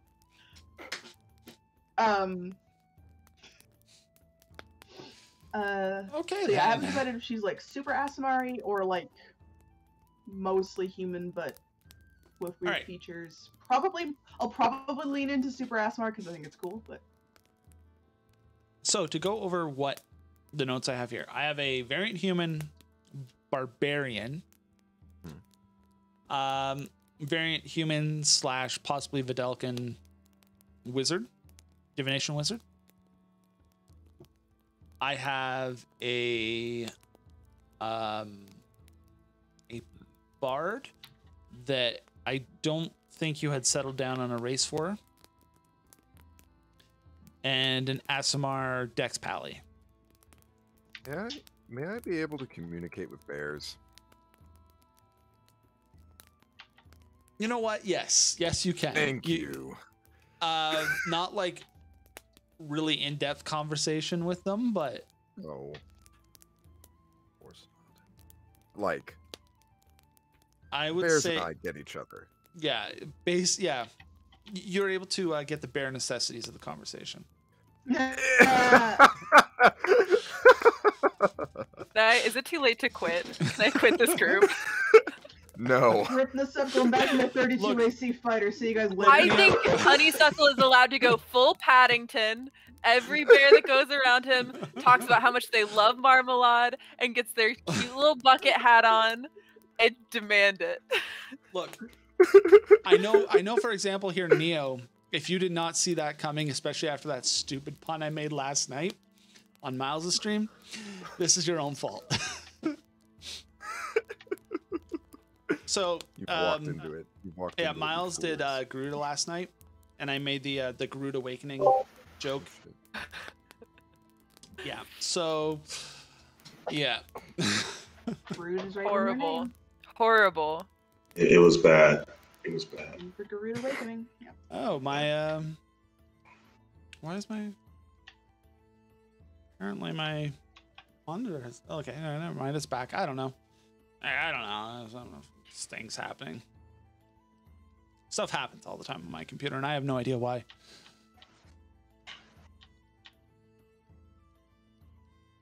So, we do have lots of character stuff. It took us 2 hours, but we finally finalized. We did. We race- did it. To be fair, no, we haven't at even least an hour and a finalized half was races. fucking around. We have finalized. At least an hour and a half was fucking around. Yeah. Yeah. I mean, that's how Session 0 should go, right? I agree. That's true. Hey, Ryan. What? I have some shenanigans. Uh-oh. I I mean, can it be worse than anything else that's gone on up here today? only Don't one ever ask that. only one way to find out. Yep. Can my arcane focus be a vial of like smelling salts? All right, go you're gonna full you're Greek with gonna it. you're gonna have to go on a little bit more to explain Sulfurous. one. Okay, yes. So, ancient Greece, which is what most people think of when like the word oracle comes, you would sit on a tri-footed stool and breathe in this sulfuric vapors that came from this crack in the ground underneath the temple at Delphi, and that made them hallucinate and see visions of the future. And I think that as a divination wizard who is playing Oracle, my arcane focus should be a necklace of smelling salts that contain the sulfuric essence of these vapors. Perfect being. A perfect being. Absolutely. Sure. I'm fine with this. Thank you. We're all cool here. I gave that less thought than I did the training, the instrument proficiencies for the weapon proficiency. So that should say something right there. All right, so at the very least we got characters, right? Vague character ideas, I think. Yes. So I'm fleshed out. I'm good. I'm done. I don't know whether to take. I really love. Okay. I really love the idea of Hummingbird.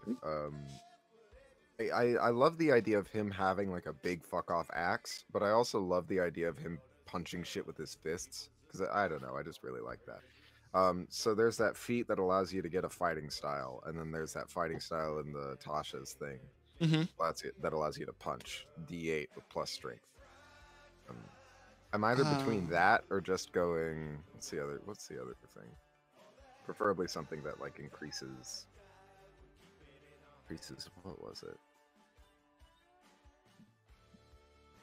Repeat that one more time, Tex. You were between what and unarmed fighting?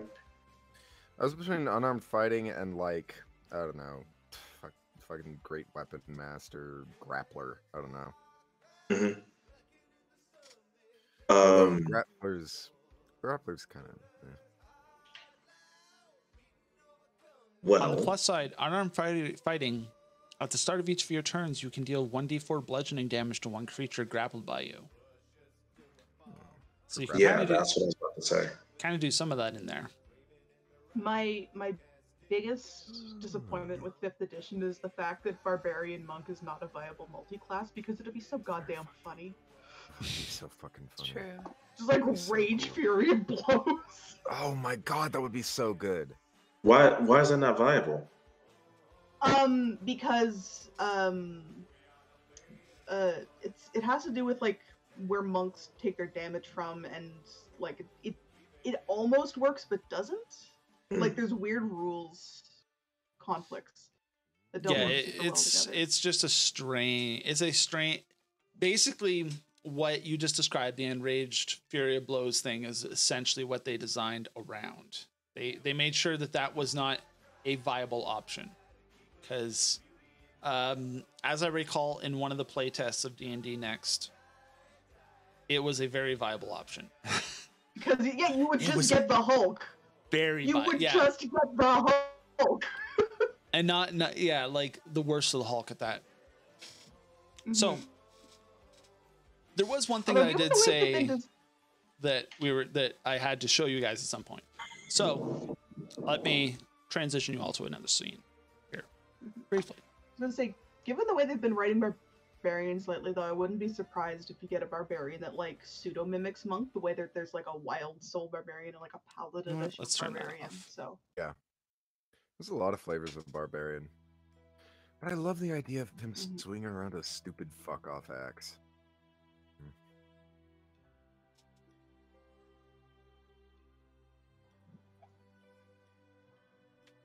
I'll tell you what, Tex. I will make. If you want a grappler beat the shit out of somebody barbarian, key emphasis on the bear part, I can make that shit work. Yeah. Okay. I'll come up with a build for you, and it'll be glorious. Okay. Okay, I'll leave that to you. I don't really. Yeah, because I mean, it would be, you could easily just go great weapon master, get a fuck off axe, and have a grand old time. But if you want to make a monster, we'll make a monster, daddy. Yeah. Oh yeah. Okay. Okay. All I'll right, leave it to so- you then. For one moment, can I draw you all back to take a look at Foundry? Because I know you're all off on No. different things here.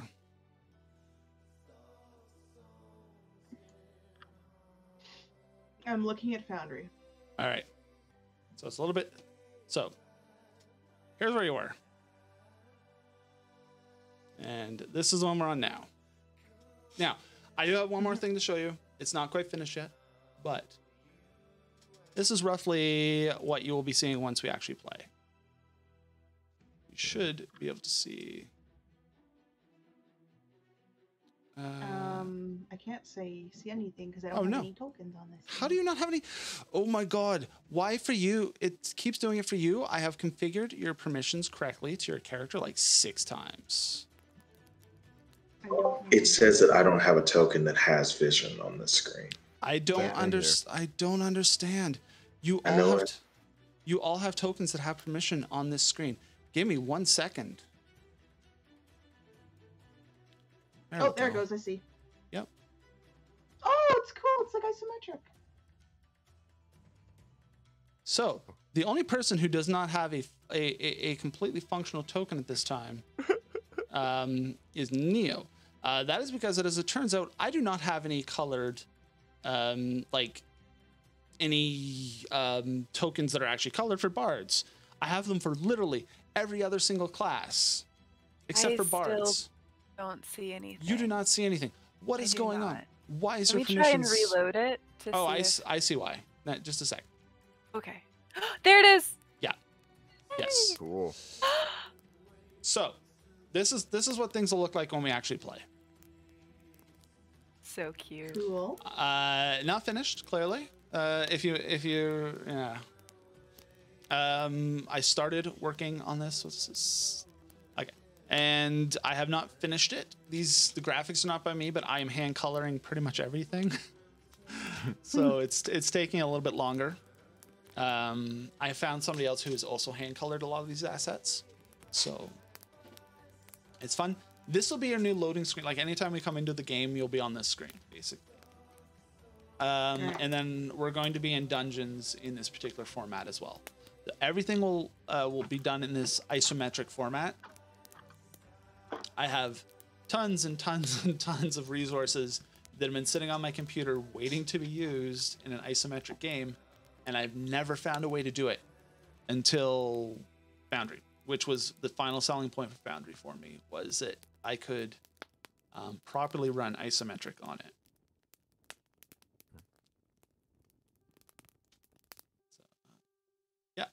So we had the if you find character art at some point, I will adjust your tokens.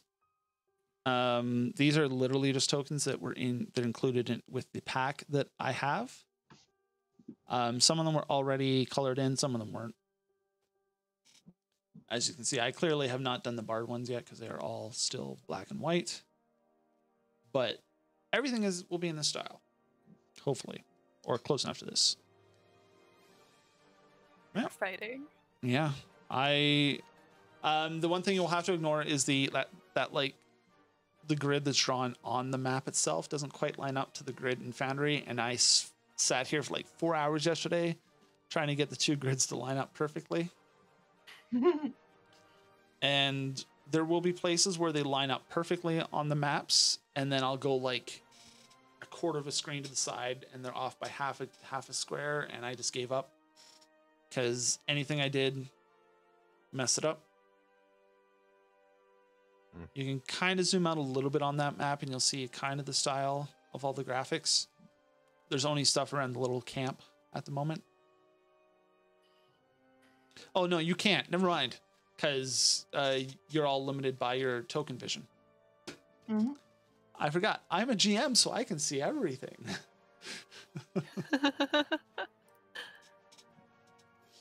Yep.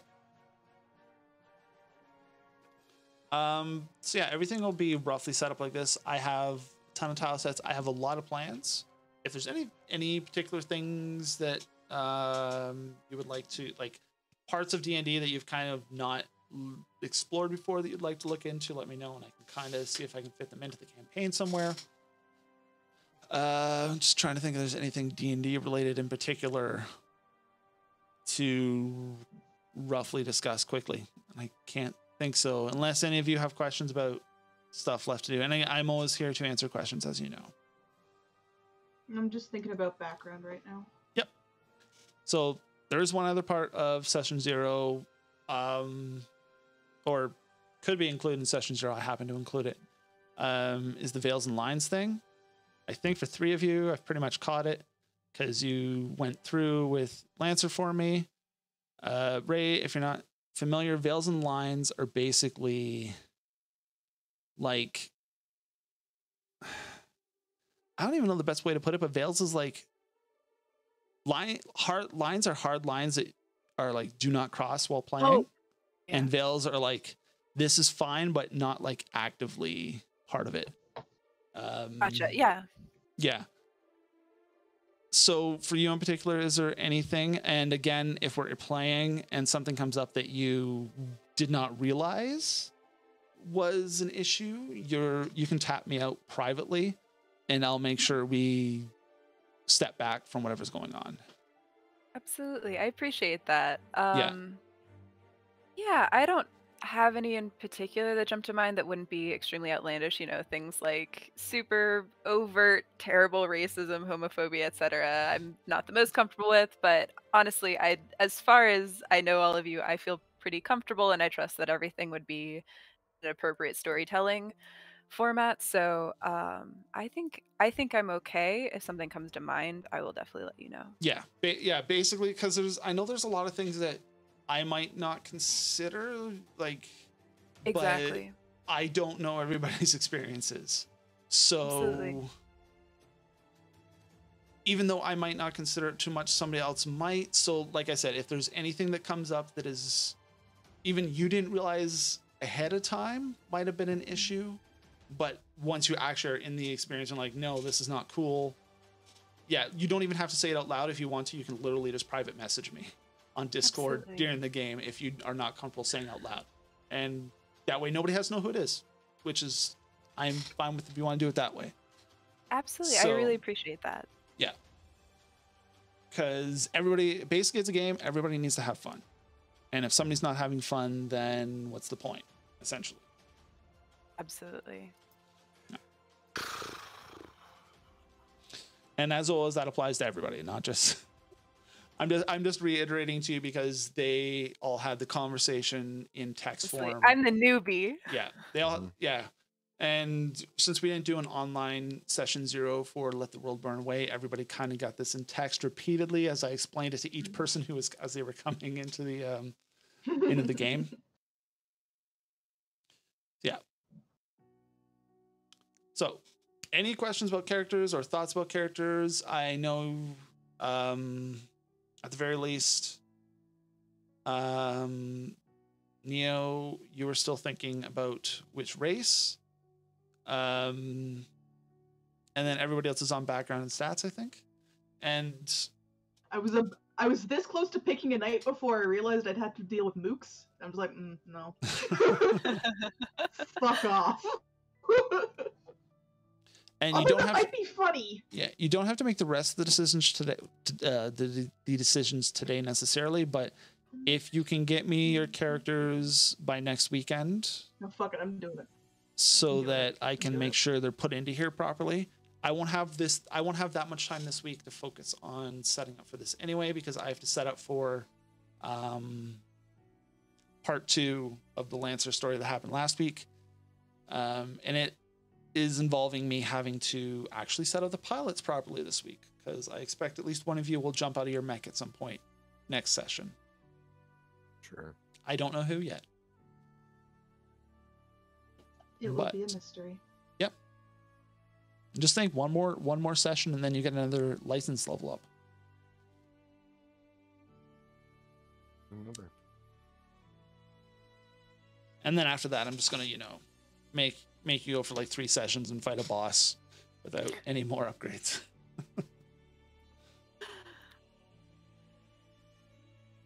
Best of luck, fuckers.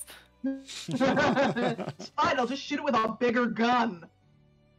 Oh, don't worry. I don't think you're gonna find a bigger gun than this thing. I mean, hi, how's it going?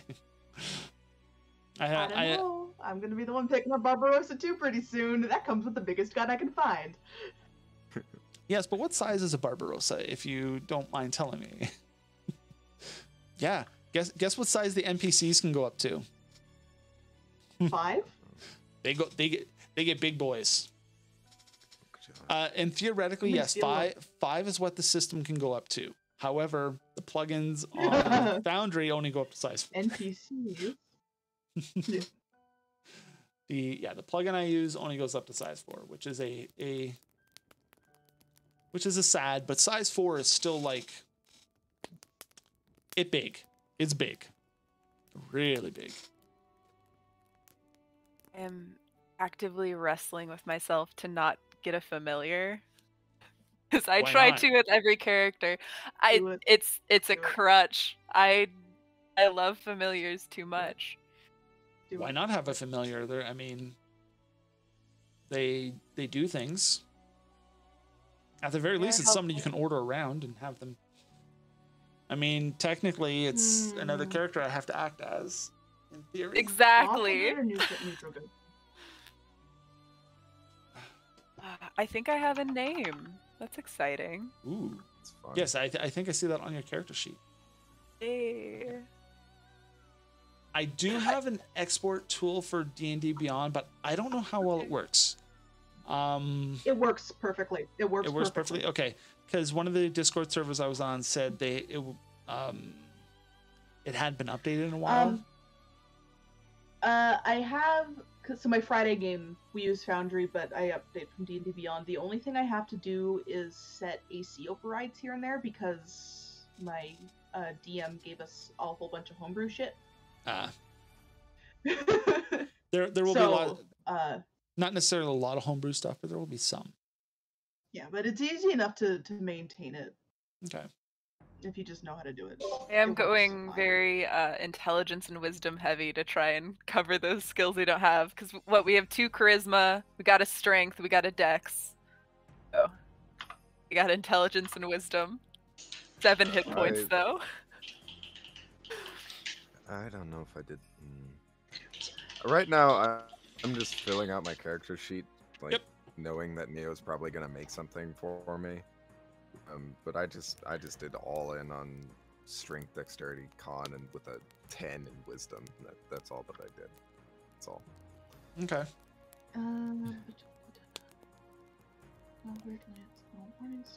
So you should be able to fully edit your character sheets. I will import all your class features and everything onto them at some point. And I don't think anybody picked a class that has their subclass at level 1. In fact, I think the only person who's getting it before level 3 will be the wizard. Me. Yep. And you've already decided what it is, so. I have. Divination. Oh. And I do believe that is already built. That might be the one that is built into this. Let me check. Oh no, it's evocation that's built into this. Ugh, why would anybody be Does Foundry have a Roll20 import option? It does, but it's hit or miss because of the limitation. I'll just send it to you then. It's just a limitation of the Roll20 API. Yeah, for sure. Yeah, it's just some weird hit or miss stuff. Yeah, I'll just send it to you. Right. Yeah, I'm using it to import my Rime of the Frost Maiden game because I'm abandoning Roll20 at this point. We had one game the last couple weeks ago after playing around in Foundry for that one session of Lancer. I went back to Roll20. I'm like, how the hell do I do any of this stuff? I don't remember how this software works, and it doesn't do the thing I want it to. So yeah. Not doing the thing I want. Yeah, it's like why do I have to click on that layer to get to the hidden tokens? Why can't I just right click and like remove the invisibility, I should say. As far as knowing languages and what languages would be reasonable to know, do we have any ideas as far as that? Um, Or any special do's or don'ts? stick to the basic D&D languages, but given the setting and where you might be investigating, giant might be a good idea. Okay. Maybe is it Orcish that they used as the language for like kobolds and stuff, or is that Draconic? Draconic. Kobolds speak Draconic Yeah, because they're lizards. of course they Aren't we are. all? Goblins would probably speak Orc because they're goblinoids, but they have their own Question. language. Never mind. Let me go check. Yeah, so I literally have the thing open where I can quickly look that up. Not like there's not like 3 different versions of Goblin in this game. I also, Off to Art Breeder I go. as far as my background, I essentially took the Acolyte background, but traded out one of the languages for painter's supplies. Okay, that works. Yeah, like customize some stuff. Just let me know the changes you make, as long as they're not like over the top. I'll probably accept them. As long as they make sense for like a first level character type thing. Absolutely. We've got a passive perception of 19 and a passive investigation of 20. So please don't let my big brain die. Hey, what now? you're gonna have to run those numbers by me again. Passive perception of 19 and a passive investigation of 20. Well, I noticed that there's a gap in the wall over there, so that therefore indicates that, given the triangulation of the sun and the moon, that door is going to open right about now. I saw a vision of this crack in the door. I saw the door open. Nerd. Yeah, that's okay. Okay. Yep. Yeah, I Alright. saw a vision. Yeah. All right. This is I going to can't be an go with interesting that. party Operations already. like Dolly Parton. I'm just looking at the rough idea of the characters, and I'm already trying to figure this out. Okay, so all right, so we have a divination wizard, a barbarian who is going to be path totem, even if not quite called that. Let's see, we have a bard is going to side on college closer to level 3. Any idea for your oath?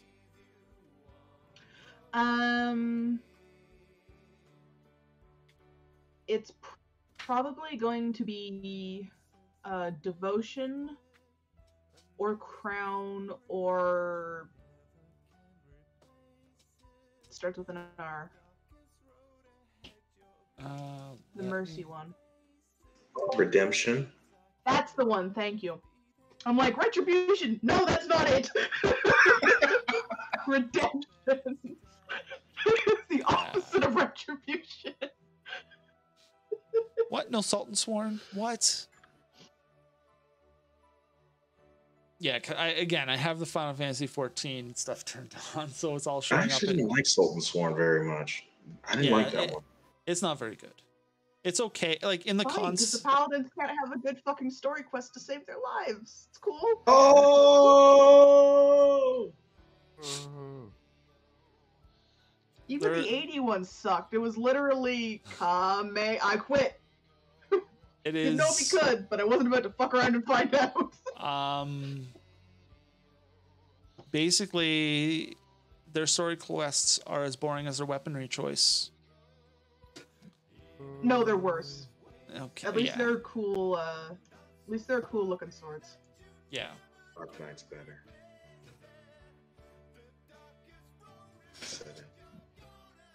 Oh my god, what the hell is this? This is a Miracle of Sound song, and I don't.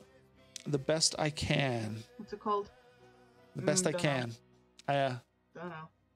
I don't know either. I might have to change the genre on the tracks shortly. Why is what?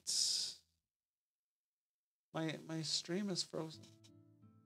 Because I keep the one window open that's always showing me what's on the stream, and It is still showing something way back when. Okay, there we go. I don't know what's going on.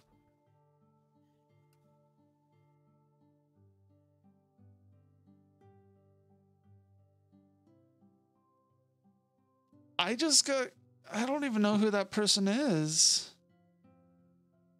On my 5 square account, somebody just gifted me a sub on a channel that I'm not positive I've ever been on. Cool. Happens from time to time. Yeah, like what? Let me click on this. Let me see who this person is.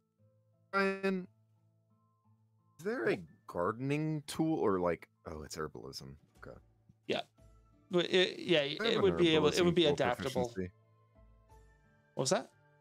Could I please have an herbalism tool proficiency?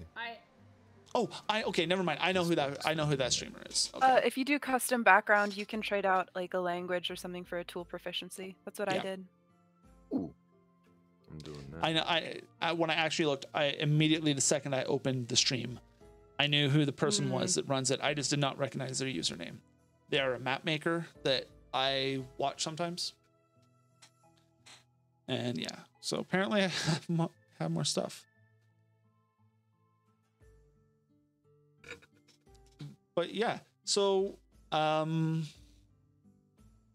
know I heard Beck say it about Art Breeder. This is a tool you can use to make character art, even if it's a temporary thing. It does not have to be a permanent piece of art, but it's nice to have it as even as a base. I know Tex and Neo have used it, and they were both like, "Wait, what?" It is a very unusual tool. It's how we generated like all the art of the characters on Let the World Burn Away, except for Simone's art, because Ender had to be extra and go and commission art before we'd even played the game. But basically, I don't know if you know that website, This Person Does Not Exist. It's the same concept, but you get to fine tune and tweak what the character art, like what the art looks like. You can make it look more like an actual person or more like an artwork or in between. It's a little harder to do fantasy races on, though I have noticed some people have managed to do some races. Yeah, elves, you can sort of kludge it and just like trial and error your way to it. Yeah. If you actively, they updated the main website. Mm-hmm. Like the very front page is different now. If you search for like elf, you get some pointy-eared. You just kind of have to look through, and then you can use them as your base. I have used this for a lot of things. I have like something in the neighborhood about 700 character images saved from this website. I'm not gonna lie, a lot of my saves on it are literally just, I want you as a stepping stone to the next thing. Yeah, that is a good way to do it. I also use it for like landscapes. In fact, the background that is currently the image, like the quote unquote logo, which needs fixed for this game, the background is actually generated by by Art Breeder.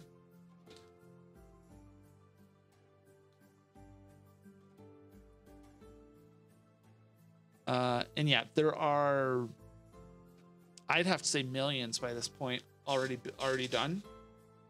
And you can literally take any two images you see and combine them together and tweak individual aspects between them and then randomize other aspects of them. It is a very powerful tool, but it can take some time to learn how to use. It's an absolute rabbit hole. Like, you'll spend hours on Art Breeder without realizing it. I'm already there. Welcome to hell. And the awesome thing is even if you want, in the case of like other games I've done this for, I've actually commissioned art using the Art Breeder pictures as sort of like a reference and be like, this is the kind of look I'm looking for, kind of what I envision they look like. Which, like, even as concept art, this stuff is amazing to be able to pass on to somebody else and go, hey. So cool. Yeah. So Okay. also, Hey, yes, I sent those you my character sheet. cool. Yes, I see it there. If you do not want to use the tokens I have assigned your characters on that map, and I'm not positive how Oh. to. Yeah. I'm gonna change a little bit. I just want to switch out the chainmail that I get by default for a medium piece of armor, if that's Okay. okay. If you do not want to use the token I've assigned you, I have more for each class. Those are just the first ones I picked out. Just as each of you were talking, what might work. That's also why I asked in the case of Bex about like what type of armor and everything. I have really heavy armor paladins, but I don't have kind of like a medium armor. So it was is the thing. Are we gonna use the equipment that our class gives us, or are we gonna use money? You can use the equipment that your class gives you, or if you want to make some changes to it, you can. Like if you want to use the money method, then that is fine. Okay, cool. Yeah, it's yeah. I'm giving it a little bit of freedom here. Do I want with you. half plate or a chain shirt? Well, which one is going to benefit you more from your decks? That's true. Let's see. Because one of them will limit you. No, half plate still allows me to add my decks to it, so. Does it? Oh. D&D But it is says so. it is a max of +2 to it though. But that is all medium armor. Is a maximum That's of 2. Fine. It's still okay. So if I pet the chain shirt, my AC is 15. If I put on the half plate, my AC is 17. Yeah, that's because you're hitting the max dex modifier already. What is your dex modifier? 3. 3? Okay. I guess we'll see what light looks like, eh? Well, the maximum you could get off of light is a 15 AC. That would be studded leather. That's true. That's true. If you stay in medium armor, half plate is the best you can do. Yeah. But half plate might be a little bit much for you to be able to afford as a new character. Yeah. I just want to see what studded leather looks like. Yeah. What is That's this why I may as well song? just wear a chain shirt.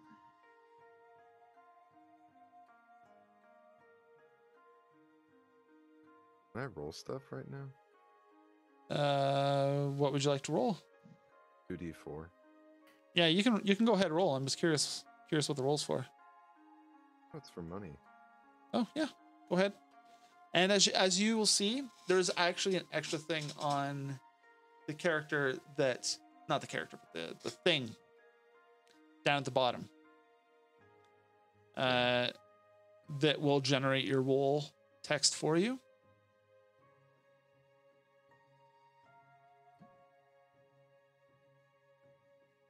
And then you can do like that. There you go. There's a roll. Oh, that I do not have Dice So Nice turned on right now because it was lagging me out a little bit with the isometric turned on. Fair enough. Yeah. Fair enough. And yeah, it's a slash, not an apostrophe on the roll.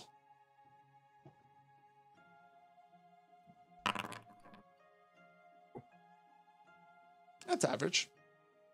How much do I hate you? Well, you took lucky on your last character, so.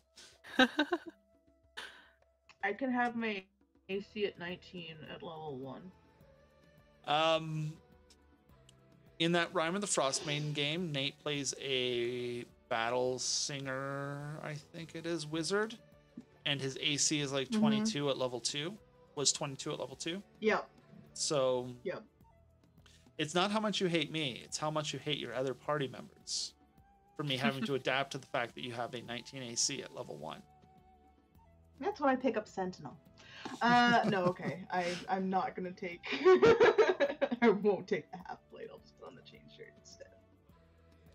How do you? Oh, yeah, for the shield. That's right. It's only 17. Shield. Yeah. Okay. I don't know if I'm gonna stick with the shield forever, but I just sort of like the idea of, like, I'm thinking. Did you guys ever play Valkyrie Profile? Oh dear. No. Okay. Well, I'm thinking about Lenneth, and yeah, she was a little more heavily armored, but just that idea of like a battle maiden. Here's the downside to you mentioning Valkyrie Profile. Do you remember what year Valkyrie Profile came out, Bex? Are we old? We're old.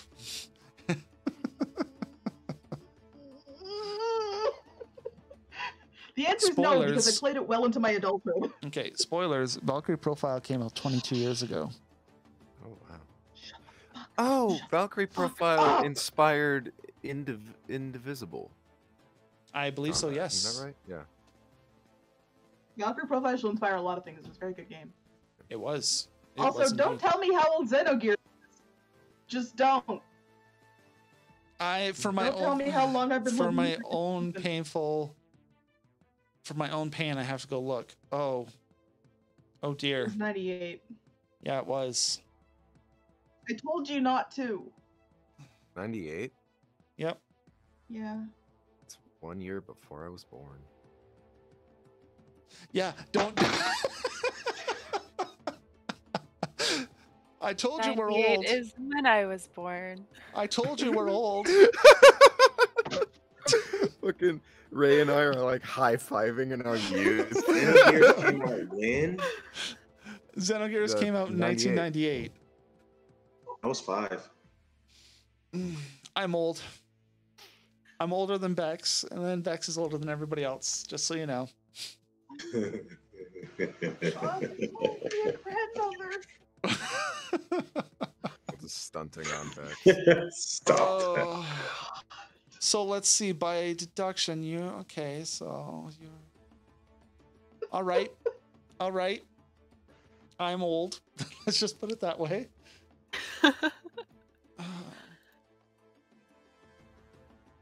There was a time I thought you were significantly older than me. Because when you're young, the difference of 2 or 3 years is a big difference. Yeah. Yep. And No, now, it's not. now just think. Now we're just think. old. We're just old. That is Not really. that is how we do. Not really. I have been alive for the entirety of the Final Fantasy franchise. Let's put it that way. Fantasy's a young thing. Video games are a young thing. It's all about context. It's true. Okay, I've been actually not even Hey, just you Final want to Fantasy. hear something horrifying? Uh-oh. You've been alive since for the whole Legend of Zelda. Yeah, I have. No, you want to hear something horrifying? Final Fantasy X is closer to Final Fantasy 1 than 14 is to 10. Don't remind me of that. Oh, wow. Damn. It's just like Voyager is closer to the original series than Yeah. it is to today, and it hurts. To Discovery, yeah. Oh, God, I hate that. Yeah, I don't worry. I'm just being a nerd and feeling old for it. Just like that, what you think Legend of Zelda was 20 years ago and what it actually was. Meme that 20 was years going ago was the around. original one. It was 20 years ago was Wind Waker. Yeah. Yeah. Hey, you want to know what's gonna hurt really soon? What was Suikoden 20 What? years ago? 5. Almost. Almost. I choose to ignore the existence of the 4th. So I Uh, don't know if it is 20 years. Suikoden 3 was 20 years ago. Oof. Yeah. I don't think I ever finished playing Suikoden 3. I know I bought a copy of it. I don't think I ever finished it. Long story short, all the video games I play are old at this point. Okay, that's not true. Though, I did Yeah, get better something just investment for yesterday. him. 1 second.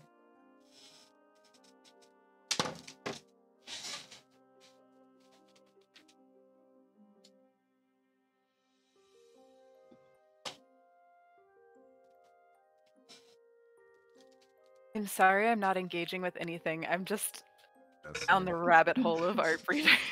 Yeah. Yep. It's fine. I'm That's- just lamenting my own age. Why are you lamenting your age? Why is this happening? Because here I am crowing like, oh, all these good games from the mid 90s, and y'all are like, I was born that year. Nothing Yeah. matters. Time is a flat circle. Yeah. There's still a lot of Time is speculation that fake. I'm a bog body, so I could just. Time Yeah. is It's Time is fake. So this showed up yesterday. I'm finally gonna get a chance to play it. What is it? Trials of Mana. Oh, Secret of Mana. Yes. No, good. not Secret of Mana. Trials of Trial Mana. of Mana. Sorry. Yes. I am not buying that pile of junk that is the Secret of Mana remake. Can somebody please remake Xenogears and give it a Nope. proper ending and a proper Nope, discussion? never. No. Never. Fuck you. Please. One, fuck please, you. Please. What's up, No. buddy? No. Please. No. No. No. Are you just saying you're not No. gonna remake Xenogears for me? Okay. He's the best So of the not No. Xeno games. Okay. No. But Because you wishing and hoping that Maybe. Xenogears gonna come back makes me more money. okay. How does that work? How does that make you more money? I'm just curious. Because it's more costly to make a fucking game than it is for you guys to keep buying Xenogears products. I have not bought that game. I have never paid for it. 'Cause- Very well. I am not paying Xenogears secondhand existed prices. before game merch existed. So, Xenogears I was feel like there's sacrificed to probably Final game Fantasy merch. VII. oh no, I'm pretty sure there's Xenogears game merch. Let's see. Yeah, and I'm pretty sure There is. people It's that called really Perfect Works. I have it. It cost me $140 to buy, and and it's in Japanese, so I can't read it. that's why Do you have the won't Bring make Arts action figures? No, because I'm poor. Oh come on, they're only $90. Because I bought a US. $120 book that I can't read. Yeah. All right, so it is 4:30. I do have some other things I have to do today. let's do it. So if there's no other questions, I do think we're gonna head towards wrapping up. Roughly, I think in the future I'm gonna try to keep sessions to about 3 hours ish, give or take. Okay. Okay. As you know, I occasionally misjudge how long combat takes, and we end up having a 3-hour session turn into 4.5 hours. So at least in D&D, I know a little bit better off the top of my head. We will have to have follow-up discussions about my backstory because I picked Knight because Yep. it was funny. I am But here we'll to do that have later. off-stream discussions. First game will be in Yep. 2 weeks, if that's okay with everybody at the same time. Yep. So that will be May 16th, 2 p.m. Eastern. We'll actually play instead of just sitting around here being not even talking heads, but little talking flashing icons. That's just what happens when you do a character creation stream. Yeah. It's just true. And I didn't want to put cameras on. I don't know if you guys know, but I'm in no shape to actually be on stream as a camera person at the moment. Yeah. I didn't put much makeup. Before we go, does anybody have any questions at all that are pressing? Pat, stop Nope. trying to destroy the couch. Come on. That's what All they right. We are do. going to need the potion budget, but otherwise we're fine. The what? Sorry. We're going to need the healing potion budget, but otherwise we're fine. Well, yeah. No, you have a bard. That's true. Okay. So Big thumbs up. Big thumbs up from Neo. We're all good. yeah. We're covered. Yeah. So knowing that you do not have a dedicated healer, I will take that into account as best I can. That's fine. You shouldn't be healing in 5e anyways. Yeah, healing is for outside of combat. I have 7 hit points. You're fine. Don't worry, I will keep the combat low in first session. Like it won't be dangerous. Oh God, we're level 1. Yeah. Don't worry, you'll get little. The first session will be the only session level 1, and I expect most of it will probably be RP as opposed to combat. Mhm. But there will be at least one combat isn't- encounter. Yeah. This isn't the Dragon Queen's horde. What? You mean I'm not going to throw you Right. into a town that is under attack and you have to take on things that something two or three first- levels higher than you can't fight. The first session and only the first session is of risk. Once you survive it, you're good for the rest of the campaign. Yep. Like I say all the time, no Wizards of the Coast product can do levels 1 through 4 very well. It's true. That's why pretty much all of them are like, yeah, there's this stuff you can do, but the actual adventure starts at level 4. Anyway, yeah, so if there's nothing else to do, no questions, I'm going to wrap up. I have a couple other things I got to do before we get to doing dinner, so. Okay. Yeah. Bye, everybody. Once again, we had Bex, Tex, that rhymes apparently, Neo, Ray, and myself, Ryan. We have been here making characters, shooting the shit, and just basically wasting 2.5 hours of time apparently. Because that is how we make characters in a session 0, just shooting the shit. Like I said, we will be back for an actual session, maybe hopefully a little bit more focused in about 2 weeks' time. May 16th, I think, at 2 p.m. I said. Something like that. God, if I'm not looking at a calendar. In the meantime, however, next week end will be Let the World Burn Away, episode 8. Which will be in All the Wrong Places, part 2. That will be at 8 p.m. Eastern. I will try not to kill anybody. All I got to kill last time was the battle tractor. I feel bad about that, but it's like kicking a baby. Rip. You essentially kicked a baby. Yeah. Rip battle tractor. Yeah, F's in the chat for the battle God. tractor. Takes his strongest angels. I am totally here for. Once we get to Act 2, seeing Battle Tractor Mark 2. Oh, he's gonna be fucking awesome. I'm gonna install Bumblebee-esque fucking speech patterns. Sunday. Father, why do I bleed? Tomorrow I'm not going to do the debrief thing. I'll probably just be on here playing Final Fantasy 14. Because that's apparently what I do with all my free time right now is just play through that game because of 3 of the 4 people who are in this chat with me.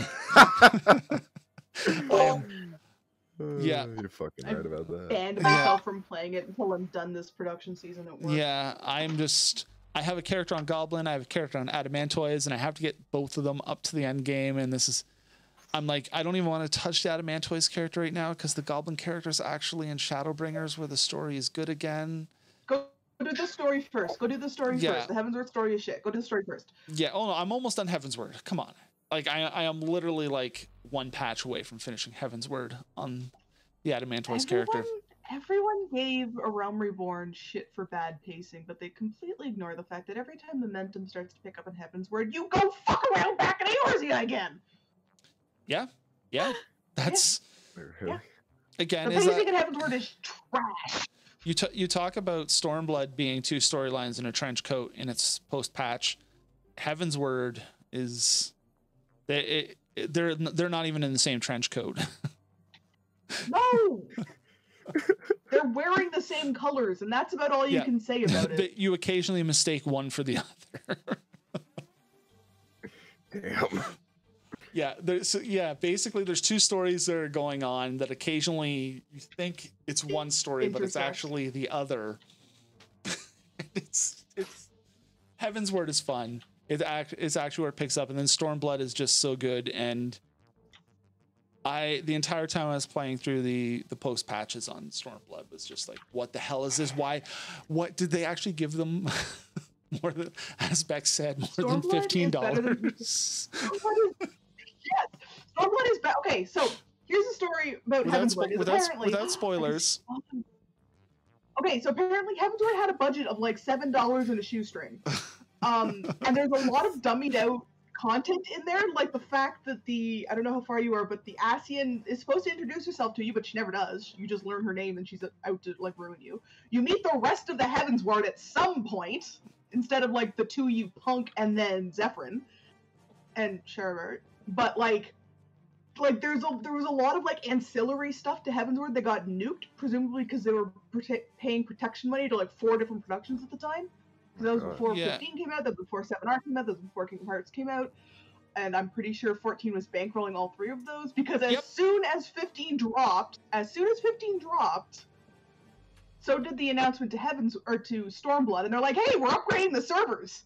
You get inventory space now! We're all like, oh, they gave you money! I get it! Oh, don't forget, Yoshi P has explicitly gone on record, like not even being like coy about it, saying that him being put on Final Fantasy 14 likely saved core Square Enix because of how much money they put into him revamping that game and how much they ended up getting out of it. Christ. Yes. So like, I will cut A Realm Reborn a lot of slack. They didn't have a lot of time to do it. I will cut Heavensward a bit of slack because I don't think they had a lot of money to do it. Like I said, And knowing Stormblood is better than people give it credit for, even though it has problems, and I have a lot of opinions about them. Stormblood But, like, is amazing Jesus. now, knowing what we know about the development and the fact that most of the team was pulled off to go make Final Fantasy 16 just makes Stormblood what they did with it even that much better.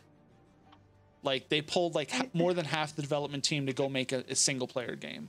I have issues with Stormblood without getting into spoilers, but at least Stormblood kept its momentum for the whole of the MSQ and then kept it going in the post. Stormblood has the strongest post-patch content of all the expansions so far.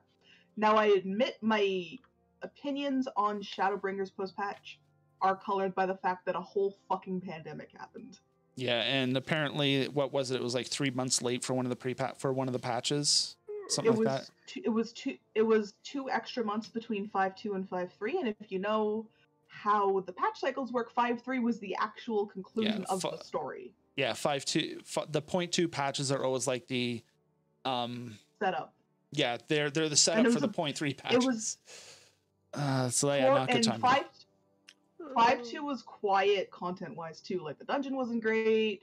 There wasn't any, like the relics weren't in yet. There wasn't a whole lot to do in 5.2. So it hung on a bit of a bummer of a patch. Anyway, before we rant about Final Fantasy 14 for another hour, it's my hyperfixation. I'll do it all afternoon. Yeah. Oh yeah. This is why I made that separate channel in the 5 Foot Square Discord, because otherwise the video game channel would just be filled. Anyway. Thank you very much for coming out, and we shall see you around next time. Before I sign off, let me just see if there's anybody I can go send you off to watch. Do you guys want to do any sign out stuff before we go? Say goodbye or anything? Go drink water. Goodbye or anything? Go drink water, everybody. Everybody watching, go drink water. More alcohol. Yes, that sounds good to me. I will say this, yes. Streams on Neo Soul God will come back tomorrow. Oh, you're gonna be up for it? It'll be fun to see. Watch me. Please don't die. Please, if you are considering vaccination, do so. Getting COVID has been okay. It could have been a lot worse, but take care of yourselves. Wash your hands. Wear your fucking mask, dude. Yeah. And go follow Neo Soul God and Big Tech CC Mo. Seek Money will be coming back with the Assault on Seek Money. I am doing some more collaboration with Maps and Quests, or AKA Map Bay. Hopefully going to get a blueprint of the entire school. Ooh. So there's that. And more Final Fantasy, because I miss Tex singing Papaya. We got it. We have to get this man an orchestrion role somehow. Yeah, we just gotta find it. I don't know where it is, but we're gonna get the damn thing. It is in the store, unfortunately. Yeah, it was an event reward a couple of years ago. Yeah, it's like $3 US. It's not bad. I'm sure we can throw together a slush fund for that. For just $3, you can give a depressed Texan a fucking Final Fantasy song. Not even a coffee a day, just the price of one coffee. Yeah. All right. Yeah, Just make it once every day. Come on. I need someone to pay my stuff for me, and then they can tell me how to play. All right. Thank you very much for stopping by. We hope to see you next week for Lancer, and then the week after that for Court of the Shattered Kings Episode 1, which does not yet have a name, and I'm sure it will by then. Thank you very much for stopping by, and I hope you all have a great day/evening. And I'm actually, yeah, all right. Have a good day. Goodbye. Go drink more. Yeah. Bye. Bye. Avita Sanadu.